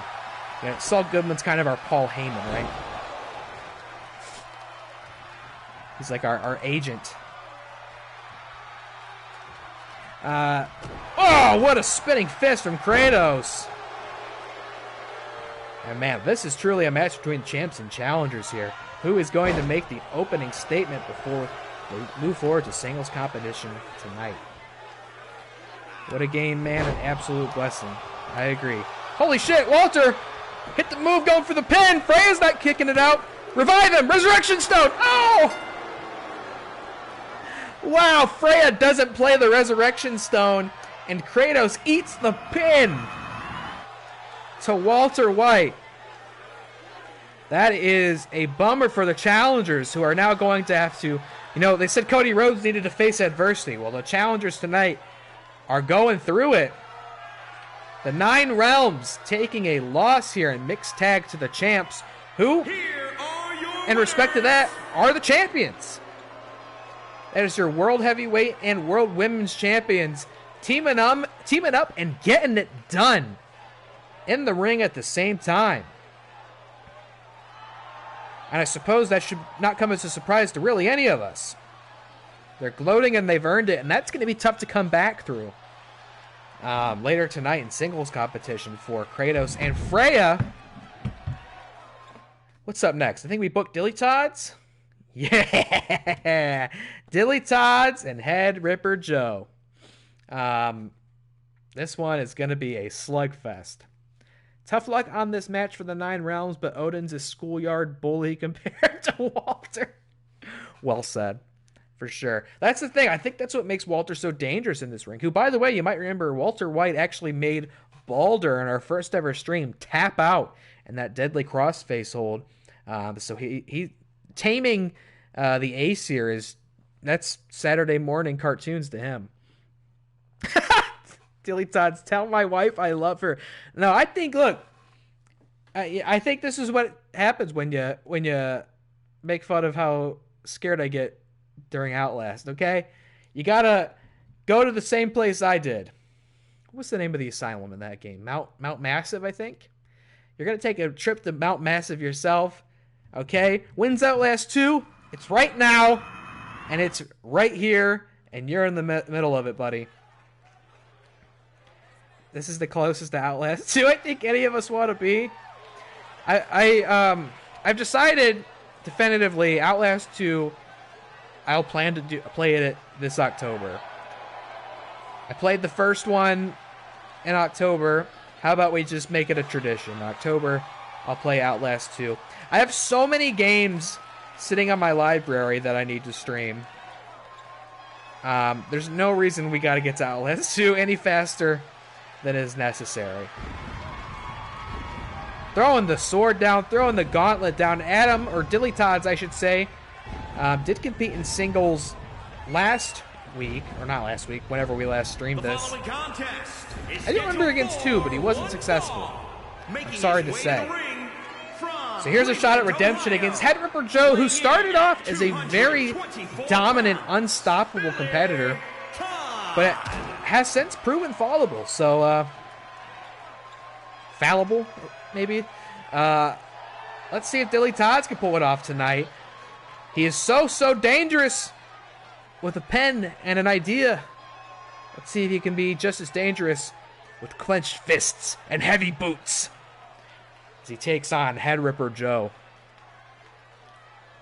You're going to need that sword. No, it's fine. You left it up there. No problem. Oh, here he comes. Headripper Joe. The scariest thing in Mount Massive Asylum. From your darkest fears. True. Weighing in at 400. Yeah, I've decided I'll play Outlast 2 in October, assuming I'm still streaming at that point in time. It feels... I'm not one to make plans like that so far in advance, because I'm just like, if I'm still streaming by then, who knows? If my PlayStation still works, or, you just never know what can happen. But in a world where I'm still streaming in October, and I'm still streaming PS4 games, I already own it, so I'll definitely do Outlast 2 in October. We'll just put it there. I'm very comfortable saying I'll wait that long to play Outlast 2. I've got plenty of other games to stream in the meantime. I actually got in the mail a game I've been wanting to buy for years. I have it right here. See how well you can see it. It's, as you can see, not in English. It's a Japanese game called City Shrouded in Shadow that I've wanted to buy for years. For a while, I hoped it would get translated into English, but it's never happened. It's never been ported over here. I actually had to buy it from Japan on eBay. It's something I wanted to do for a while. It was released a couple of years ago, and I just happened to see a good price for it, so I pulled the trigger and I got it. I tested it out just to be sure it'll work. It's not like regionalized. Booted up, installed, was ready to play, ready to go. So I've got a plan to stream. One day I want to stream this game on here and just translate it in real time using Google Translate on my phone. I wonder if we can pull it off. That's something I'd like to do sometime. Probably not anytime soon, but it's a really cool game. I'll show you the back of it. See how well you can see it in this low-res PlayStation camera. All sorts of kaiju along the back. Godzilla, Ultraman. Sorry, I'm not commenting on this match so much. It seems to be rather competitive so far, back and forth. Gamera, Evangelion, Ultraman, Godzilla, and then there's also a mecha thing on the back. Patlabor? Polabor? It's from some anime I'm not familiar with. But you play as several different characters trapped in Japan that is under attack by all of those monsters, as well as monsters from their respective universes, from the Disaster Report developer. And I've always wanted to play it, so I've got it. And I think it'd be fun to try to finish it, even though it's not in English. Channel your inner wall rider. You are getting killed. I don't know. Looks like DillyTodds is back in control with some technical mat wrestling there with that headlock. Ooh, DDT, and that's maybe where you're going to outclass Headripper Joe. Headripper Joe, you've obviously got a lot of physical strength. You've got ferocity. And you've just got physical mass. You got a size advantage, but not a lot of technique there, I would think. We're just talking brute strength. Big pile driver from DillyTodds. That's the difference when you face DillyTodds, who's a bit of a mat technician. Might catch you up on the mat game. I thought that pile driver would put him down, but it's not enough. DillyTodds can't believe it. He's got a finisher stored. Can he get Headripper Joe up? He's locking it in, folks. He's going to try to get the... Oh, my God. The the Mount Massive Ripper to tap out in the ring to the sharpshooter isn't enough. I don't know whether Head Ripper Joe even has the capacity to tap out, and he doesn't. He lets him out of it. Oh my, and I think DillyTodds was going to try to pin him there, thinking it might have been enough, but he snuck out of it, and now what is this? Oh, a big gut punch from Head Ripper Joe. That was so close to being all she wrote as far as this commentator could tell. But he just struggled to finish the job and just took a massive power bomb from Head Ripper Joe. Isn't enough. Kicks out. DillyTodds says, not yet. You're going to have to do more than that to put me down. It's Head Ripper Joe. What is this? Oh, my God. Locking in some sort of signature maneuver. Hits it. And if you're DillyTodds, you've got to rally right now because that freak of nature is about to end this. We need DillyTodds to rally. He's quite possibly the single greatest supporter of this channel. He's unquestionably one of the greatest friends I've ever known.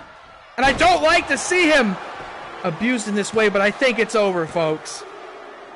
No! He rallies! DillyTodds kicks out of his finisher.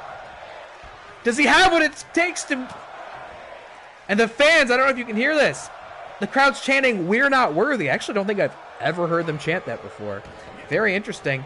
They're starting to believe. They're starting to rally. They're starting to love DillyTodds like I do. And he's turning it around.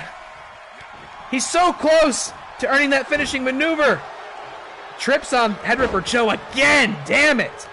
That's exactly what moved this around last time. He sort of like trips. Oh, my God, it's a lot of man coming down on you. He sort of tripped on him. I don't know what's going on there. It looks like another glitchy thing. DillyTodds going to the top rope. Seal it! Oh, no! He goes for it anyway, crossbody, and he hits it! DillyTodds will not be bested by this beast, but he will be bested by the back right turnbuckle, which has set many men into some sort of strange walking psychosis. Several times tonight. He's going back up top. He likes it up there. He feels comfortable up there, and he thinks that's what it's going to take to defeat Head Ripper Joe, dragging him to the center of the ring for the pin. No, he gets up. Don't waste any more time, Dilly. You don't want to be in there longer than you need to. He's got everything he needs to finish this up. He's just got to execute. Here we go, folks. He's going to try it again, I think. He is! DillyTodds in the center of the ring. Head Ripper Joe in the sharpshooter. Will he tap out? He does! Greatest jobber? I don't think so, DillyTodds.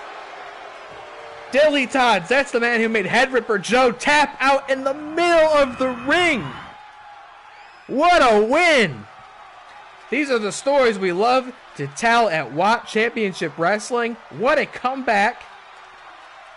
And you started to count him out, chat. You thought he couldn't hang. You thought it was a done deal, especially after that kick out. And you started to make me a believer, too. It got real dire there. See that big pin right here by Head Ripper Joe? I thought it was all over. I thought it was all over right here. Watch this kick out. Look how close this is. Oh, my God. Here is your winner, DillyTodds. DillyTodds, the last of my Bumbleberry. Cheers to you, my friend. That's right. He got a win, and it feels nice instead of getting your head ripped like Jimbo. Poor Jimbo Hopkins, who has a lot of heart, and we hope is doing well. We send his family thoughts and prayers. What a pose by the victor, the winner, DillyTodds, who just got his first win in singles competition. Cody House said it well. DillyTodds says Hart with that comeback. Amazing. Amazing. And now we've got Rampage for Betty. Oh, returning to singles competition, who I believe last time we saw her maybe got a impressive win over... I don't know. Who did she get an impressive win? Well, she won at WrestleMania, or RallyMania, excuse me, patent pending, against PG Peggy Gubbins. But we've got on the right side here, keep your eye on this one, folks. I think this is a promising new rookie we have. By the name of Mother, you must be with Mother. You must wrestle with Mother. On Monday, I streamed, again, a terrific indie horror game called Mothered, which just got ported to console recently, which is a just incredibly unique game. The VOD of that, I think, is still on our Twitch, but is also at our YouTube channel as well. I played the entire game plus the secret ending, and it was a really rewarding experience. And I'd said, should I add Mother to the game? And you said yes. So Mother will be making... Oh my god. I mentioned it earlier, but I tweeted out the entrance of George Lucas talk show. Is scheduled for one I tweeted out their wrestling entrance, and they retweeted it. I wonder if I should do the same for Mother. I just imagine being the developer of Mothered. I don't know if you're happy or upset that somebody would turn your creation, would bastardize your creation in such a way. But before we get too ahead of ourselves, here's the Boston Badass Rampage for Betty. We haven't seen her, I believe, since really Mania, so it's great to have her in. Again, another staple, foundational pillar of the women's division, a former women's champion in that respect as well. A tough competitor to make your debut against, no doubt. But let's see if this next opponent is up to the task.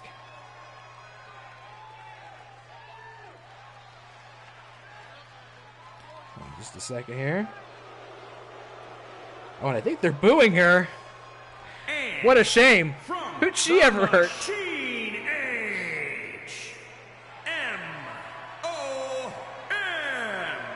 Here she comes. You must be with Mother. You must love Mother. And now you must get suplexed by Mother. Making her singles debut tonight from Enigma Studios. Horror role-playing simulator. Mothered. It is indeed the Mother. And this is a very weird animation. I was so confused by this animation when I was setting up this character. And I had to look up what this is. And apparently in a earlier, I think it was WWE 2K20, they had a weird DLC where they turned a bunch of wrestlers into sci-fi characters. And there's a Nia Jax android, and that's the animation that was used for Nia Jax android. And they just kept it in the game 3 years later, as they should. I'm glad they did, because I thought it was great for our sweet dear Mother, who is an absolute unit. A lot of upper body strength here. But you see her, and she looks exactly like you think a mother should look. What a weirdo. She's perfect, For a character that has, no real animations in the actual game, and has, this very low poly, low detail character model, it made it actually kind of hard to figure out what her face should look like. The character creator in this game is very dense, and you could do a lot of things with it, but I could not quite replicate the perfect Mother face, but I tried to get there as well as I could. And if she manages to pull it off and use her finisher tonight, I'd love for you to see what she's working with. Oh, but Rampage for Betty locks in a armbar there. That's where Paige is at her most dangerous. On the mat, in those holds, you're going to get outclassed by the Boston Badass down there. We haven't seen violence like this from Mother since Father brought home the second angel. Yeah, if there's one thing we can say to Rampage for Betty is do not enter the barn. Survival tip, do not enter the barn. Thankfully, we're still in the squared circle here at the World Championship Wrestling Theater. My voice is starting to get hoarse already. I've not talked for real almost all week. And now I'm just letting it all out here tonight. Making the voice a little raspy. Excuse me. Been drinking a lot of tea. A lot of NyQuil. And I feel a lot better today. Today was the first day since Tuesday or Wednesday I woke up without a sore throat. So I knew I was ready to do this. For Betty with the pin. Not enough. Believe me, it's going to take more to put Mother away. That is a determined, perseverant woman. I can tell you that much. And just scraping her face along the floor. Tell you what, we know Mother well, and she'll do whatever it takes. By any means necessary, she will defy God itself if need be to get what she wants, but she has been put down by that missile drop kick in the middle of the ring. Oh, another armbar from the Boston Badass. That seems to be the motive tonight, is submission finishes. DillyTodds pulled it off against Head Ripper Joe. Will Rampage for Betty be able to do it against Mother? Wow, what a belly-to-belly overhead suplex by Mother, who's got her hands up. She's ready to rumble, and that is kind of the that is kind of the pose she struck more often than not in Mother, was sort of this thing. Love that game. Love that game. Brought me back to my youth of picking apples. And this brings me back to my youth of watching some top-notch in-ring action on a Saturday night. Rampage going up top. Wow! Holy hell, what an elbow drop! And if that wasn't going to be enough, I don't know what would. What the hell? Some sort of, like, 620 elbow drop? I think that's a new maneuver we haven't seen before from the Boston Badass now. What's going on here? Mother's rolling out of the ring. A much-deserved victory for the Boston Badass. Rampage for Betty.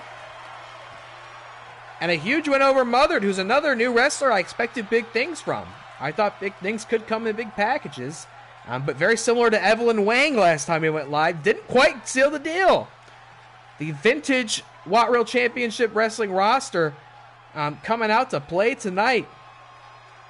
Mother eats the L. Don't worry, she'll be back. She can do this again and again and again and again and again and again and again and again and again and again. Forever. Anyway, the next match. What a win for Rampage for Betty. Matt says, give her title back. Well, titles are given, or they're earned, not given, my friend. You do well to know that. Although I did very literally give Matt Thomas a title at the start of this stream. They are earned. But that being said, a great new run by Rampage for Betty. I think that's 2 consecutive wins. So at this level, tonight we're going to have Becky versus Freya. We'll need a new #1 contender to the women's title after that match. So who knows? Maybe for Betty's back in the running for a championship match. We'll see. But speaking of championship matches, here we go, folks. We've got Flick and Reel back for the second time tonight. Will there be a third? We'll see, because Flick and Reel competes against Jay and Silent Bob in the semifinals of this mini teams tournament that we're hosting tonight. And the winner of this match will indeed be getting a title shot at the Kids at Hart tonight at the God of Wrestling pay-per-view, the greatest team of all time. Those opportunities are certainly not given. They are earned, and one of these teams will earn it tonight. Will it be Jay and Silent Bob, who will become a 3-0 team by winning this one, or will it be Flick and Reel? Folks, I could barely start to guess. Tell you what, we are gonna skip these entrances, and because we've already seen them tonight, we'll watch the winner's entrance again at the pay-per-view. And I am gonna go take a quick bathroom break. Enjoy the action. I hope the match doesn't end before I'm back. It'll be real quick. Don't go anywhere.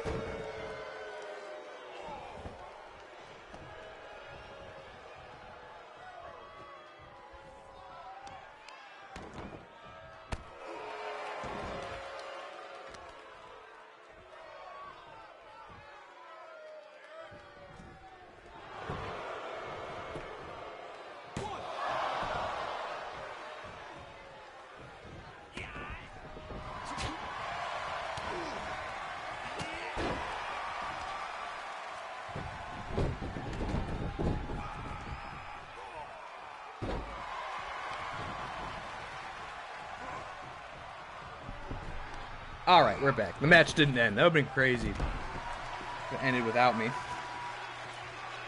Just had to run and also get, oh, it's up there, one of my favorite snacks, which is day-old Cinemark popcorn. I don't know if it'll keep for another day, so I quite literally got some popcorn for this match. Though, not really the best snack for something like this. Very salty. And a lot of little tiny pieces to get like stuck in your throat. So I might also choke to death tonight, but at least the views will be good. We're just gonna count out here. He's better get back in the ring.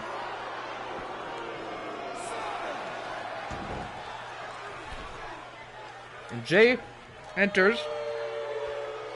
All right, I'm not gonna eat popcorn this whole time. This is not conductive to the quality of the stream. Get in there, Swift! Jesus. Go ahead and put that right there.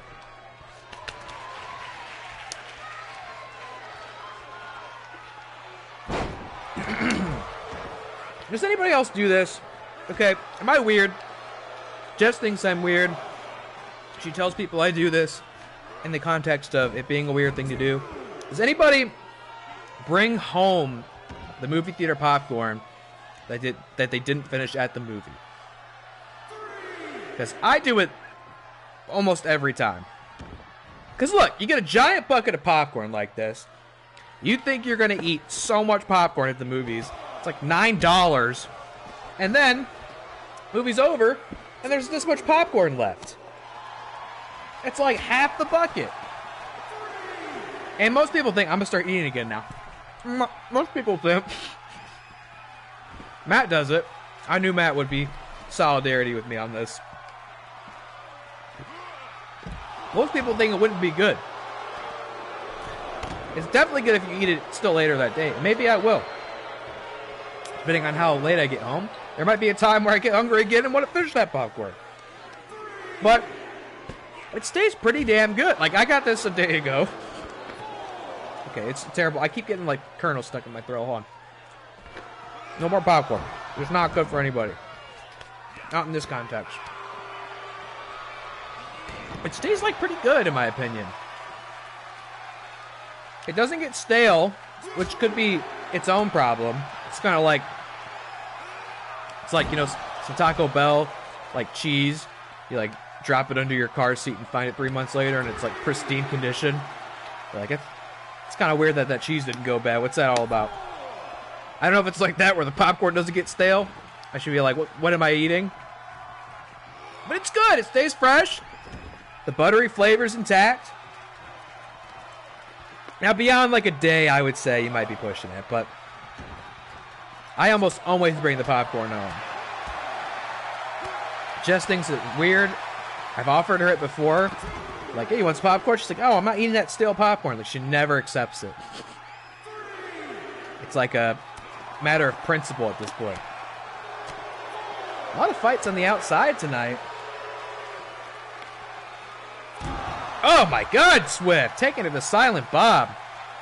Doing what the Rager wanted to do so long ago. Oh my God. I would think these teams would be a little more careful about following the rules tonight. It is a championship match on the line here. But you can win by that respect, you can win this by countout. It is not a title match. This is a #1 contenders match. You could certainly win it by countout. And Swift was going to try to, but Silent Bob is back up, and the count has been restarted. Ooh, Silent Bob getting a little nasty here. Who wants it more, folks? Did Jay and Silent Bob want to challenge the kids at Hart as a 3-0 team? Or will Flick and Real try to get the belts tonight from kids at Hart, one of which, excuse me, Chris Anthony Lopez is a card-carrying personality on the Flick and Real channel, so we could really be pitting friends against each other if it goes that direction. But if Jay and Silent Bob have anything to say about it, or at least Jay, that is, that may never happen. Jay's in off the fresh tag here. Rolls him up. No, he's actually got him in some sort of leg lock there. That popcorn was a terrible idea. I'm going to put it even further away from me. Hold on. Out of sight, out of mind, so I don't think to try to eat it. Because I'm still like snotty. I'm snotty. This is TMI. I'm like snotty, and the salt and the like popcorn kernels. It's just making a bad stew in here, man. We don't need we don't need that. It is not conducive to like talking nonstop for like the next hour still, if not more. I feel like we're kind of, well, no, I guess we've been going for about 2 hours now already. I was gonna say I feel like we're just flying through this. Maybe it just feels that way because I started a little earlier than I normally do. Yeah, I guess we've been going 2 hours now, so. Did I order my tie when it was on sale? No, I definitely did not. I definitely forgot to do that, and I will pay the price for it quite literally, I suppose. But no, I definitely forgot to do that, so thank you for reminding me. Even though it won't be in the pocketbook at this moment. Headbutt from Kevin, Silent Bob to Wingblade. I've been calling Sean Wingblade, but in a sort of a McMahon twist, I've eliminated his first name altogether, and he's just Wingblade. I've seen a lot of people joking that all the wrestlers are gonna lose their first or last names now that Vince is apparently writing stories again. He always loved doing that shit. Wingblade tries to put up Silent Bob in some sort of power bomb maneuver, but fails at it. Silent Bob with the hot tag to Jay to the outside. And all these men a little worse for wear. Who is going to seal the deal and punch their ticket for a championship match tonight?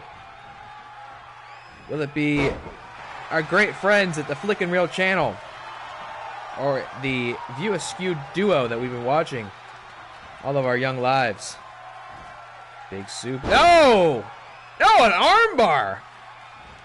That move went like 3 different places. And Swift tries to get out of it, I think. Oh no, it's Jay putting on a bit of a chain wrestling fest here with the joint manipulation. Oh my god, I think I just heard his fingers like pop out of the socket there. Jay is vicious in that ring. He's seeing red, and not just because he was smoking the Zaza beforehand. Silent Bob. I think he thinks it's enough to end this whole thing. I don't think Bob believes Swift's getting up. Is he right? Wingblade's not so sure. He's going to go in and break up the pin real quickly here. A lot rides on this. Which team can put that winning sequence together first? Swift with the elbow drop. A second elbow drop. And how about a third? Thanks for coming, Silent Bob. Reading loud and clear there. With a drop kick to the Jinkos. Jinkos or maybe Trip Pants. Hard to say. Goes for the pin. Probably Jinkos. That'd be more 90s. Fuck, man. I have so much, like... I've conjured so much slime in my throat. Terrible idea. I should make a cup of tea. Really. Something warm will clear that out better than room temp water, but... Does Michael Cole get up and make a cup of tea in the middle of a broadcast? No. In fact, all they will give him is Mountain Dew. Is what would be better for broadcasting than sugary, carbonated Mountain Dew while you talk nonstop for 4 hours on live television. Oh, man, speaking of Mountain Dew, here comes Jay. Loitered outside of many convenience stores in his storied career. Very possible that he's drank some Mountain Dew while he's done that before. No, not every transition's a winner. Wingblade tags out to Jesse Swift. A lot of back and forth, a lot of tag action here tonight. Somebody's going to have to try to finish it up. And maybe Swift is in the process of doing that right here, right now. He's setting it up. Swift's dialing it in. Spear! He's going to go for the pin. Oh, and I'm not sure what happened there. It was a rope break maybe. I didn't quite get the call from the ref, but he lets him out of it. Tags in Wingblade, who can just as well end it here with a stunner right in the middle of the ring. Oh, Silent Bob breaks it up. Wingblade says, stay down, Jay. Silent Bob, you're next. Oh, looking for a big sit-out power bomb, but he fights his way out of it. Silent Bob better get out the ring, move that keister before he gets his team disqualified. Oh, no. Oh, he squirreled his way out of it. I thought the game was going to bug its way to a disqualification there. That would have been something to see. But we're back, locked up in the center of the ring. Jay and Shaw Wingblade. Excuse me. Need another drink.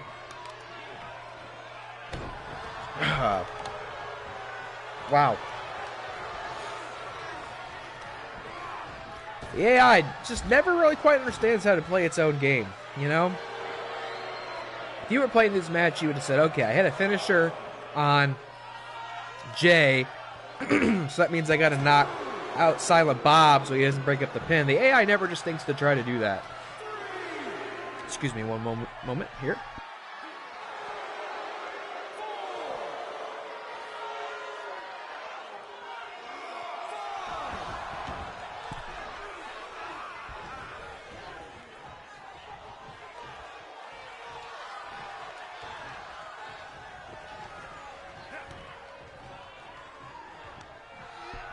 Oh, man.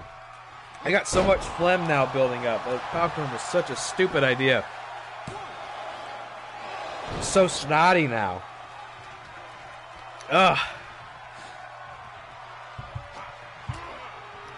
All right. I'm glad to see this match didn't end while I was in the middle of that. But who is going to finish it up? Silent Bob, bold move, pinning him in his corner like that. Swift, I think, was so surprised by the gesture, he almost didn't know what to do. Ooh. Bob's keying up some sort of people's elbow here. Oh, and he bumps the ref. Look out, ref. Jeez. And he hits it. He hooks the leg. Where's Swift? Swift's busy on the outside. Oh, my God. Wingblade kicked out. I thought it was over. And now Silent Bob's tuning up the band. Sort of ironic. Certainly not an a cappella group.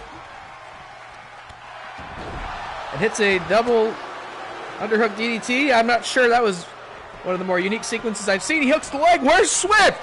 Where's Swift? Oh, my God. The kid's got wings. He's got a hell of a lot of heart, too. Wingblade kicks out. Here comes Silent Bob. What is that? He does sweet chin music and then a double underhook DDT. Hooks the leg. Where is Swift? Oh, and he breaks it up. And folks, I try to be as bipartisan as I can, not play favorites, but the story being told by Flick and Reel, I think I'm a fan. He turns it around. And Shawn Wingblade has got to kick out to Jesse Swift, but Jesse Swift's got to get back in his corner. My God. Jesse Swift just tweeted at me, we got it this time. Well, you better get in here, bucko, and you better get back in the ring if you want to beat Jay and Silent Bob right now. And I think you got to make yourself available to Wingblade, who is quite weathered, though. He hits that DDT. This has turned into an all-out fight. Less of a match, more of a fight. As Swift and Wingblade continue, or excuse me, Swift and Jay continue to combat on the outside. Wingblade's going up. Big splash. Will he go for the pin? Well, Jay's stunned. This is it. Oh, Jay's come too. 1, 2. Oh! Wow, this is a 4.5 classic. Call Dave Meltzer. Tags out to Swift. Bob's going for the tag to Jay. A double hot tag. Who is it gonna be? Who is gonna take control here? Hooks the leg. Certainly it'll take more than that. And it will, Jay. You'll have to do more than that to earn your shot at the team's titles tonight. Are you a believer yet? These are the stories we were meant to tell, folks. Great double team maneuver by Jay and Silent Bob, who have so much history, so much chemistry. Is it enough to take them to a 3-0 win record? There's only one other team in the history of the game to go 3-0, and that is the current reigning defending team's champions, Kids at Heart. Can Jay and Silent Bob prove to do the same here tonight as Jesse Swift is busted open? Flick and Reel is bruised, bloodied, not beaten yet. Wingblade in to break up the pin.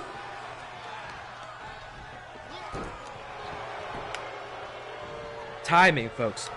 Timing is so important in a tag team match. And while Silent Bob's going up, oh, he just barely tags out to Wingblade, who is putting Silent Bob in the corner, back to the middle of the ring. Who can keep control long enough to put this match away and successfully pin their opponent? Our teams division really stepping up tonight, folks. Whoever challenges the Kids at Heart tonight unquestionably deserves an opportunity and is indeed the #1 contender. My God. But who's it gonna be? Jay and Wingblade got back and forth, back and forth. Can you believe this isn't even our main event, folks? Can you believe there's more after this? Incredible tags out to Swift.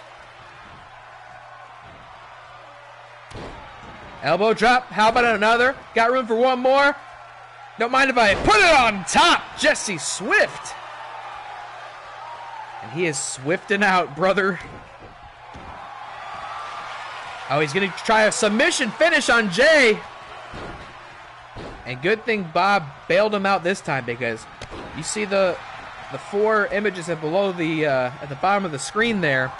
They tell a story. These men are in pain, and I think if you put any of them in any sort of submission maneuver for even just a moment, stunner! It may be irrelevant, but it's right. Silent Bob's right there.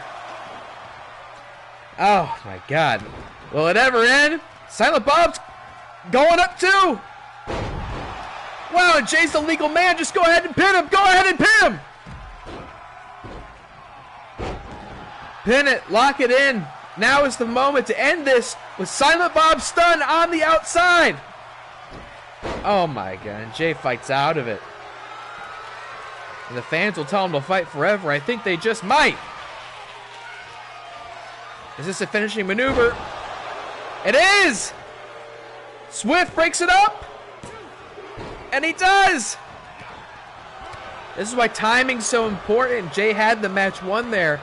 But as long as his opponent's partner's on the other side. Oh my God, another sit-out powerbomb. Shades of Sean Wingblade there. It's not enough. Now Swift is the one stunned on the outside. Now is the place for Jay and Silent Bob to wrap it up. And I think Jay smells the blood in the water. He's setting it up. Another one. He hits it. Hooks the leg in the middle of the ring. And Jay and Silent Bob are going to God of Wrestling tonight to challenge the Kids at Heart, folks. Your new #1 contenders to the team's titles. We got Simone Demon 696 my brother, my compatriot, the king, the legend. What's going on, my man? Are you new boot goofing out there? I heard you were new boot goofing. Here we go. Jay and Silent Bob, a 3-0 team. A reign of dominance we haven't seen since the kids at Hart. And now they will go on to challenge the kids at Hart for the team's titles. Well earned and well played to these two, who may just be your next team's champions. Now here's a WAT classic. Two legends, two old school heads. Do you like their celebration? It's the New Day, you know? You got your Bootios and your dancing. I just imagine there's some Morris Day playing. It felt like the best one I could find for them. I didn't get a lot of opportunities to sign out the New Day animation. Nacho Libre, Randy Robinson. These are two very famous cinematic wrestlers. Nacho Libre being that of the titular film, Nacho Libre, and Randy the Ram Robinson being, of course, Mickey Rourke's character in Darren Aronofsky's The Wrestler. I don't know if they've ever competed in singles like this before, but they've definitely encountered each other in the Elimination Chamber, I believe, and possibly a Royal Rumble or somewhere in there. Battle Royal, excuse me. Let's go Nacho. The Nacho head's getting tuned up for that Nacho. I should get a Nacho Libre emote. We should do that. I feel like people would be liable to use the Nacho emote in chat if we had one. I think I'd have to commission somebody to draw it, though. I don't think you're supposed to just use images of people that you don't own. So I think we'd have to get somebody to draw a good picture of Nacho Libre for our emote. Here he comes. Oh, interesting. It put Nacho in his, this is like his old school attire. His monk attire. So stupid. I love it. Okay. Nacho coming out. Now this is a man who's been on the mend since MrEliMania. The following contest is scheduled for one fall. Making his way to the ring from Mexico. Weighing in at 304 pounds. The living legend. The Luchador. There you have it. You heard the respect. The ringside announcer just put on the name of Nacho Libre, who's looking a little modest, looking a little humble tonight. We saw him get a very impressive win in singles over Dom Toretto at the Academy Real Awards. Wow, what a sentence that was. So even though we saw him lose the title, we saw him lose at MrEliMania, you cannot for a moment try to suggest this man's on a losing streak. He is climbing his way back up the world title rankings, quite possibly the most beloved wrestler in the game, folks. Nacho has fans, and they are plenty. From Newark, New Jersey, weighing in at 254 pounds, Randy Robinson. I don't know if the same could be said for Randy Robinson.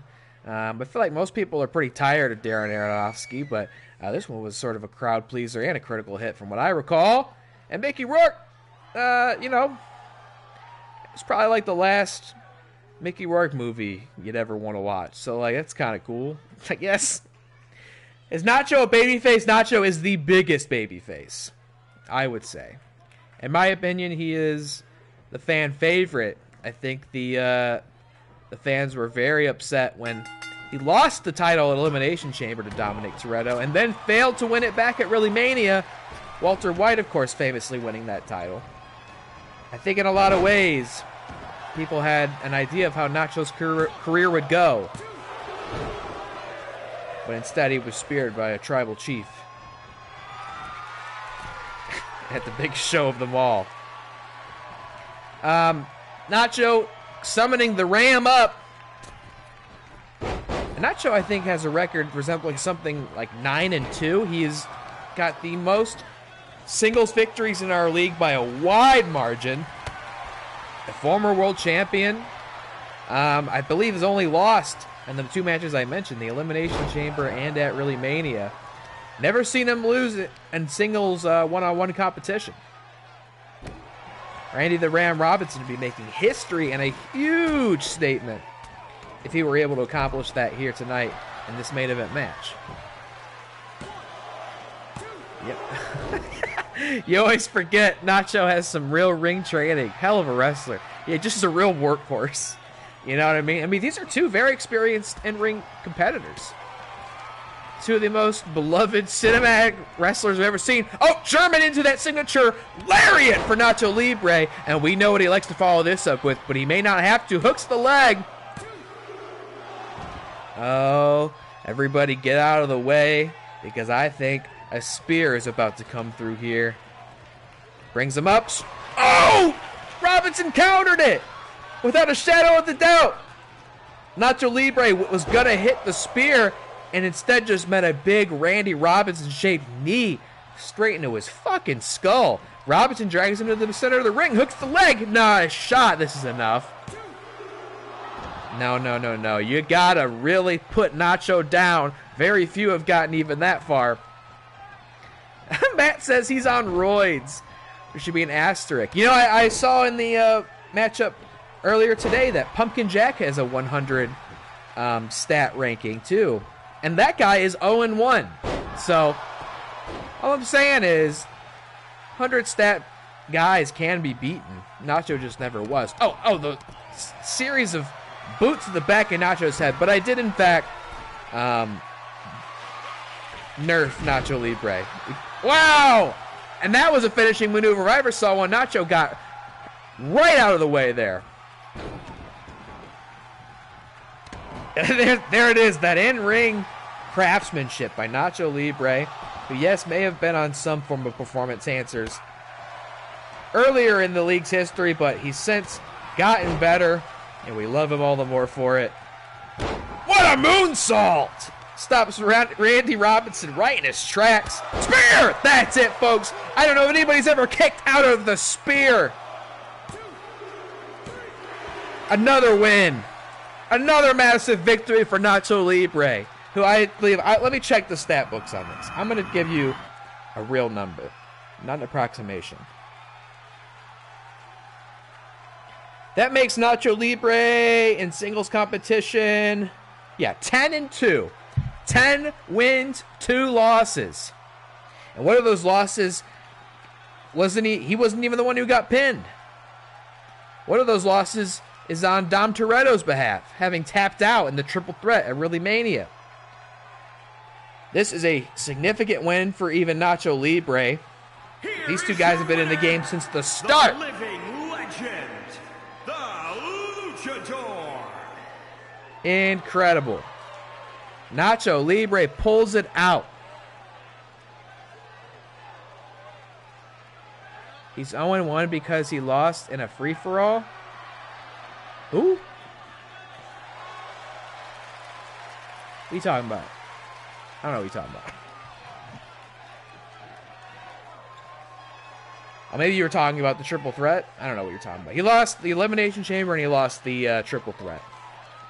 Never been beaten one-on-one. Never been pinned. Or he has been pinned by Dom Toretto. Sorry, just never one-on-one. Anyway, Nacho wins. A huge... Oh, Pumpkin Jack. Was Pumpkin... If you remember that, that's crazy. I think Pumpkin Jack, I just remember being in singles. Was he in the Royal Rumble? I might have been in it if he was in the Royal Rumble. Okay, so we got a lot of work to do. Let's see what card, though. We're on to our pay-per-view, and we're going to have to fix this whole card up. The matches we want to see. But I always think it's fun to see what the AI was cooking for us. It did get this match right, but as the opening bout, I'm not sure. Randy Robinson versus Laurent from Twilight. What a match. Brother Lomis versus Slick Nick. It did get this right. Barack Obama and Black Adam. I feel like we've seen that before. The rematch. We've seen that before. And then Becky versus She-Hulk versus Freya. Okay, not bad. But we're going to edit all these. Sorry, AI. I know you were cooking, but we already know what we want to order tonight. Now, let me say, I got to preface before I start doing this and editing these matches. I've had the game crash on me many times doing this before. So if it happens, the screen's going to go blue. You'll probably hear me react to it, and I won't be happy. And then the stream's going to end. Just stay put. I will be right back up and running within the minute. I just had to get the game started again. That's what happens when a game crashes and you're streaming from PlayStation. I'm just saying, I've seen it happen before. Hopefully not tonight. I've also been able to do this without it ever crashing. So, oops, I shouldn't have hit back. So I'm just saying, if the shit goes down, stay put, because I'm coming back. I promise. Okay. This is going to be... oh, man, I wish you could hear the music like I could. Big Boss Man's theme. Hard time. Okay. This is going to be a six-man match. And that's going to be the team. If you saw my Twitter posts, you'll know what some of these matches are. But if not, just sit back, enjoy as I punch all this in. It's going to be the team of Suge Knight, Jimmy King, and David Arquette. The Kingdom competing against, let's see, we've got to find one of them. The newest trio to join our team, What the Show, friends of the channel, AJ Lancaster, Mike Deacon, and Justin the Juice. And a six-man tag match. That's going to be a hell of a thing. I think What the Show's live right now. I think they're doing a watch-along for Evil Dead 2. Which sounds fun and all, but this is way more fun, right? You go watch it later. Okay, so I'm gonna tweet out that match when it happens. Maybe we can get them to just instead watch this. They could react to me reacting to the video game. Let's see, Randy Robinson versus Laurent. Very compelling, but I've got something better, and that's gonna be Matt Thomas. Oh wait, Matt Thomas. Let's go with this attire, and then let's go with PLD. That's just a singles match, a little exhibition action. We'll get more into the story that's being told. This is correct, although there's something I want to change. Hold on, 1-on-1, normal, title match. Okay, we're gonna do singles. Yep, that looks good. And we're actually going to tell it to generate our finishers slowly, because that's going to make for a more dramatic match. Trust me. And you might wonder why I took Moose Haas off that. I just want to see Brother Lomis' singles entrance. Because we never get to see it. It always plays their team's entrance because Moose comes out with them. I just want everybody to see Brother Lomis' singles entrance. So, that's okay. Managers don't really functionally do anything in this game as far as I can tell. All right, we've got our title match there. Then we got these three, and then we just have title matches up here too, right? So this one would be... Wow, I didn't notice once Obama and Black Adam in a steel cage. That's something to see. We'll have our women's match. Title match, which is... Oh, we gotta do this thing. It's kind of goofy. There, we gotta do that. Freya. Two managers. Yep, Kratos. Or no, we'll do just... We don't want to overburden Kratos. He's got a title match, so she'll just come out with Atreus. Okay, we've got that. Becky Raddus coming out with the Rager. What a meeting of worlds this is. Title match. And let's do the same thing to them. Let's make it... Okay. Yes, slow. Take it slow. And this will be for the women's title.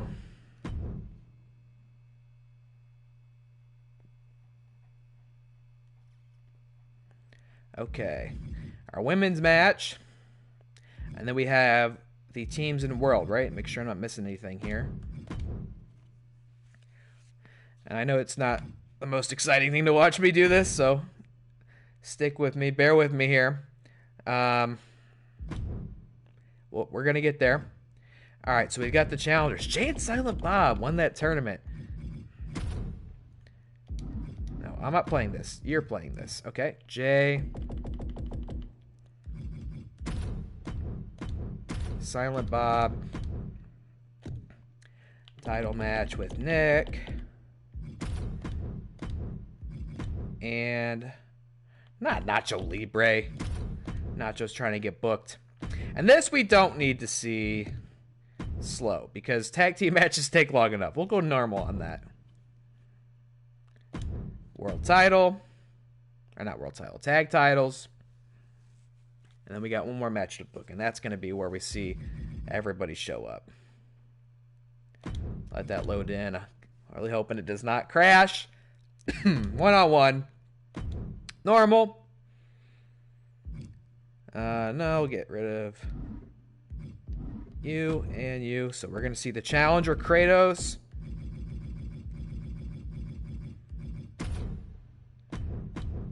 Title match. Oh, nope. Go back.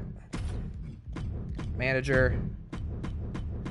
Freya, who might be the women's champion when she comes out with them. Versus the reigning defending undisputed world champion, Walter White.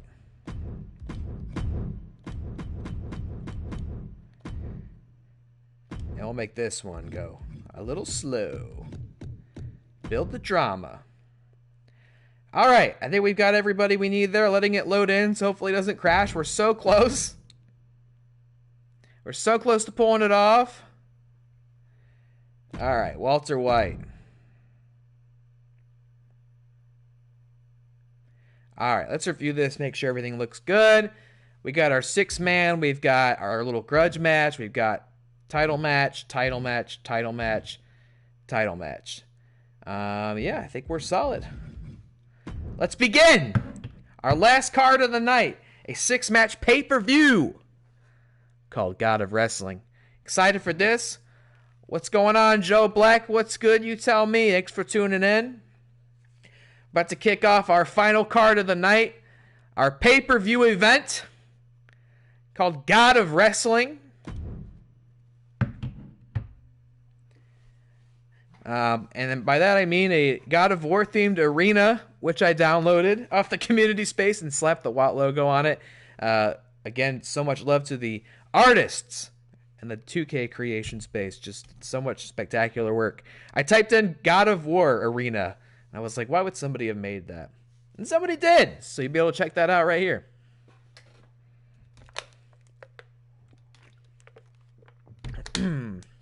What's going on, Matt? Joe, my brother. Okay. Oh, you guys know each other. Yeah, I am. If you tuned in to see Matt stream, I apologize. I am not him, but I hope you will still enjoy the show. We all stream over the same channels. Happy family here. And don't worry, we will ideally get past this loading screen any moment. Here we go. The final card of the night at WAT Championship Wrestling. The God of Wrestling event. Are we in Cleveland, Ohio again? Look at this crowd. No, we're in Perth, Australia, you dummy. It's the God of Wrestling show. Going international, going down under. And it's a hot, hot night in Australia. And we've got a lot of action here. Oh, I thought so they messed up there because 2 of the guys didn't load in. Our first match of the night. A 6-man tag. Last time we were live, Suge Knight 323 was revealed to be the new member and leader of the faction known as the Kingdom, flanked by David Arquette and Jimmy King, respectively, of Ready to Rumble. Though they may have numbers, they did not find the initial success they wanted, coming out to kind of a whimper to start off their group. But tonight, they've got a chance to fix all that when they go head-to-head with a debuting trio. Our great friends in What the Show, AJ Lancaster, Mike Deacon, and Justin the Juice. The Juice is loose, baby. They have been requesting to get added to this game. I was more than happy to oblige, and now they get to debut as a trio on pay-per-view. Who's got it? The seasoned welcoming party or these young whippersnappers? Who's got what it takes to prove the dominant trio in the opening contest of our final card tonight? Joe Black is here to spectate. Well, thank you for tuning in, Joe Black. Appreciate you. Maybe Matt told you a little bit about what we do here. But I've got a great fictional wrestling league set up in universe mode of WWE 2K22 that's comprised of many of our favorite movie characters from video games I've streamed on this channel, and many of our friends in the podcasting, streaming, post-Schmodown space, and many Schmodown personalities are in this game as well. And that's what brings so many of these men together here. Let's start the show, our first match. I'm so excited. I hope when and if they see this, I hope they'll watch the show, guys. Enjoy how I rendered them in this game. Sometimes it's a challenge. Sometimes I don't know what I'm going to do when I start those. And they just come together. Here comes the Kingdom. A six-man tag team match. On the way to the ring, at a combined weight of 749 pounds, the Knights of the Round Table. Here they are, folks. Now, Shug, a former Twitch champion, he did sadly lose that title to Slick Nick at the last pay-per-view. And I believe we also saw David Arquette in singles action, who also, unfortunately, didn't quite get it done. But now, for the first time, we'll see these three men compete as a team in the ring, simultaneously in a six-man tag. We don't see many of these six-man tags. So now is a better time than ever to make a statement and prove that they are a team to pay attention to in this league. But in order to accomplish that, they'll go head-to-head with a team who is not here to be made an example of. They're here to make a splash, and they're here to make a difference, and they're here to win. You talk about strange animations. I got one for you. And what the show? I don't know if this is the right one for them or not. And their opponents, at a combined weight of 656 pounds, the Mega Stars. They are the Mega Stars if I've ever seen them.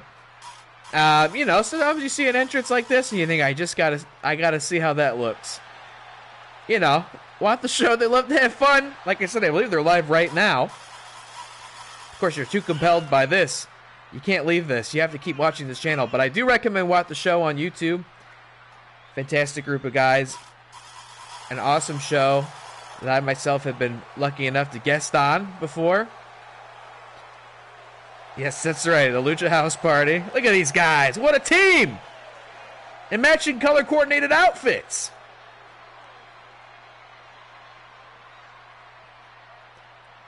AJ, Mike, and Justin the Juice. What an entrance by this debuting trio. Now let's see if they've got what it takes to hang in the ring tonight. Looks like AJ Lancaster and Suge Knight 323, who attacks the ref.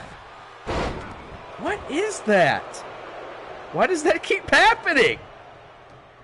Top left corner always attacks the ref. Oh boy, those frames are dropping, baby. Like the console is choo-chooing along.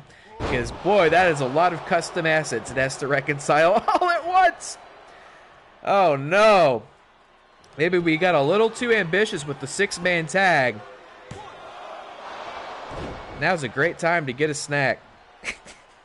Because this one's going to move in slow motion. Big double X handle off the top, though. Love to see that. By AJ Lancaster. Who would ever thought that you'd get to see a world in which Suge Knight 323 would engage in physical combat in a wrestling ring? AJ Lancaster and Suge Knight 323. Who would ever thought the worlds would collide that way? Flanked by David Arquette and Oliver Platt's character from Ready to Rumble, no less. Come on, there we go. Pick up the pace, pick up the frames. This could be a dangerous combo because teams matches have already been known to run a little long on this game. And now you got 3 men in each corner. And a lot of custom assets to load in and maintain all at once. So if you needed to get another drink, get a snack, I'm very tempted to get that Cinemark popcorn. But I am capable of learning. I won't do that again, I promise. Big drop kick by David Arquette, who, mind you, former world champion there, not in this league, but in others. And the former Twitch champion over in his corner, and the former Suge Knight 323, who would love to pick up a win in this match. Suge is fighting his way back up the Twitch championship ranks, and a victory here alongside his newfound friends and allies in the kingdom would be monumental. Tagging in, I mentioned Oliver Platt's character from Ready to Rumble, one of the deeper cut characters here. Not quite as deep a cut as Mother. Wow, and Mike Deacon just slugging away at Platt. Chop after chop. A super kick. You hear the fans there are booing. They do not like seeing Jimmy King dishonored in that way. They are loyal subjects, and Mike Deacon is cruising for a bruise. And although he's dragging Jimmy King to the middle of the ring, that beautiful 500 hours in Photoshop combo of the Ragnarok and Wat Rulant logos, again slapped on an arena I didn't make. A very impressive work out there. Now this is, wow, what a sight. This is peak teamwork. You see Arquette stunned to the outside, and you see what the show got Jimmy King boxed in there, unable to leave their corner as they just pound on him. Oh, look at this. They're going to even go in there to... wow, they think, look at that teamwork! I realized King didn't tap out, but that was actually quite remarkable. It looked like King was going to tap, so Juice and AJ enter the ring to try to make sure that the Kingdom doesn't interfere with the result, but the King just tosses Mike Deacon to the outside like an old pillow. And Juice says, I want some. The King says, you got it. At BK, have it your way. You know, a couple weeks ago, somebody posted this like AI voice deep fake of those Burger King, you know, those Burger King commercials where the guys like, the tone deaf guys like singing, and you're like, wow, he's just like an everyday guy like me. He's singing about Burger King. I can understand that. I want Burger King, you know. This, and then somebody did an AI voiced deep fake of one of those commercials that sounded so good, but he just kept singing about fucking the burgers. And every time I get one of those ads on YouTube, and I get them a lot, and they're probably right to do it because I've been known to dig into an Impossible Whopper many times. All I can think about is that guy singing fucking the burgers. That's all I can think of. That's why this deepfake shit is so deadly. Like, in my brain, I know there was never a commercial where he sang about fucking the burgers, but it's too late. I'll have to always think about that now. You can't fight it. The subliminal sabotage has been done to the brand. Anyway, big knee for Mike Deacon there. Great premiere showing here from What the Show. And who knows what combo of these three might want to compete in the teams division. Maybe one of them wants to do a bit of a solo run. But they're making a great statement for themselves as a debuting faction. I don't know if you've ever seen a debuting faction quite like this, who just show up en masse, ready to wrestle. Hell of a thing to see. Juice taking David Arquette back to the corner. Oh, man, just smacking away there in the turnbuckle. Wow, the fans hate it, but amazing combo there by Juice. Arquette fights out of it, though, with a big clothesline. And if you're Arquette, now's the time to tag out You've got King, you've got Suge. He goes for Suge. Juice and Suge. Wow, what a combo here. Oh, big cross body.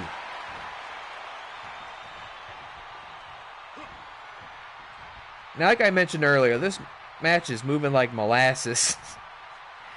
And so, I really hope it doesn't go on too long. Huge German suplex by the Juice, which, let me check my notes here. Yes, is in fact loose. But who is going to be able to put together the winning sequence and stop their opponents from preventing the result from going through? Wow, huge press slam from Justin the Juice.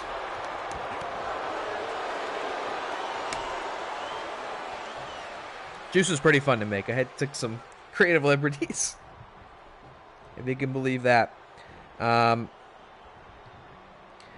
Deacon picks up Suge Knight.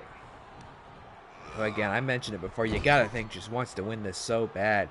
Tough to go as far as he did. You know what? I'm sorry. I gave who did I give no, sorry. I'm gonna give Jay and Silent Bob a lot of credit for being 3-0 team, and I should, because they are. But I believe Suge Knight also went 3-0, if I'm correct now to think about it, because he won the tournament.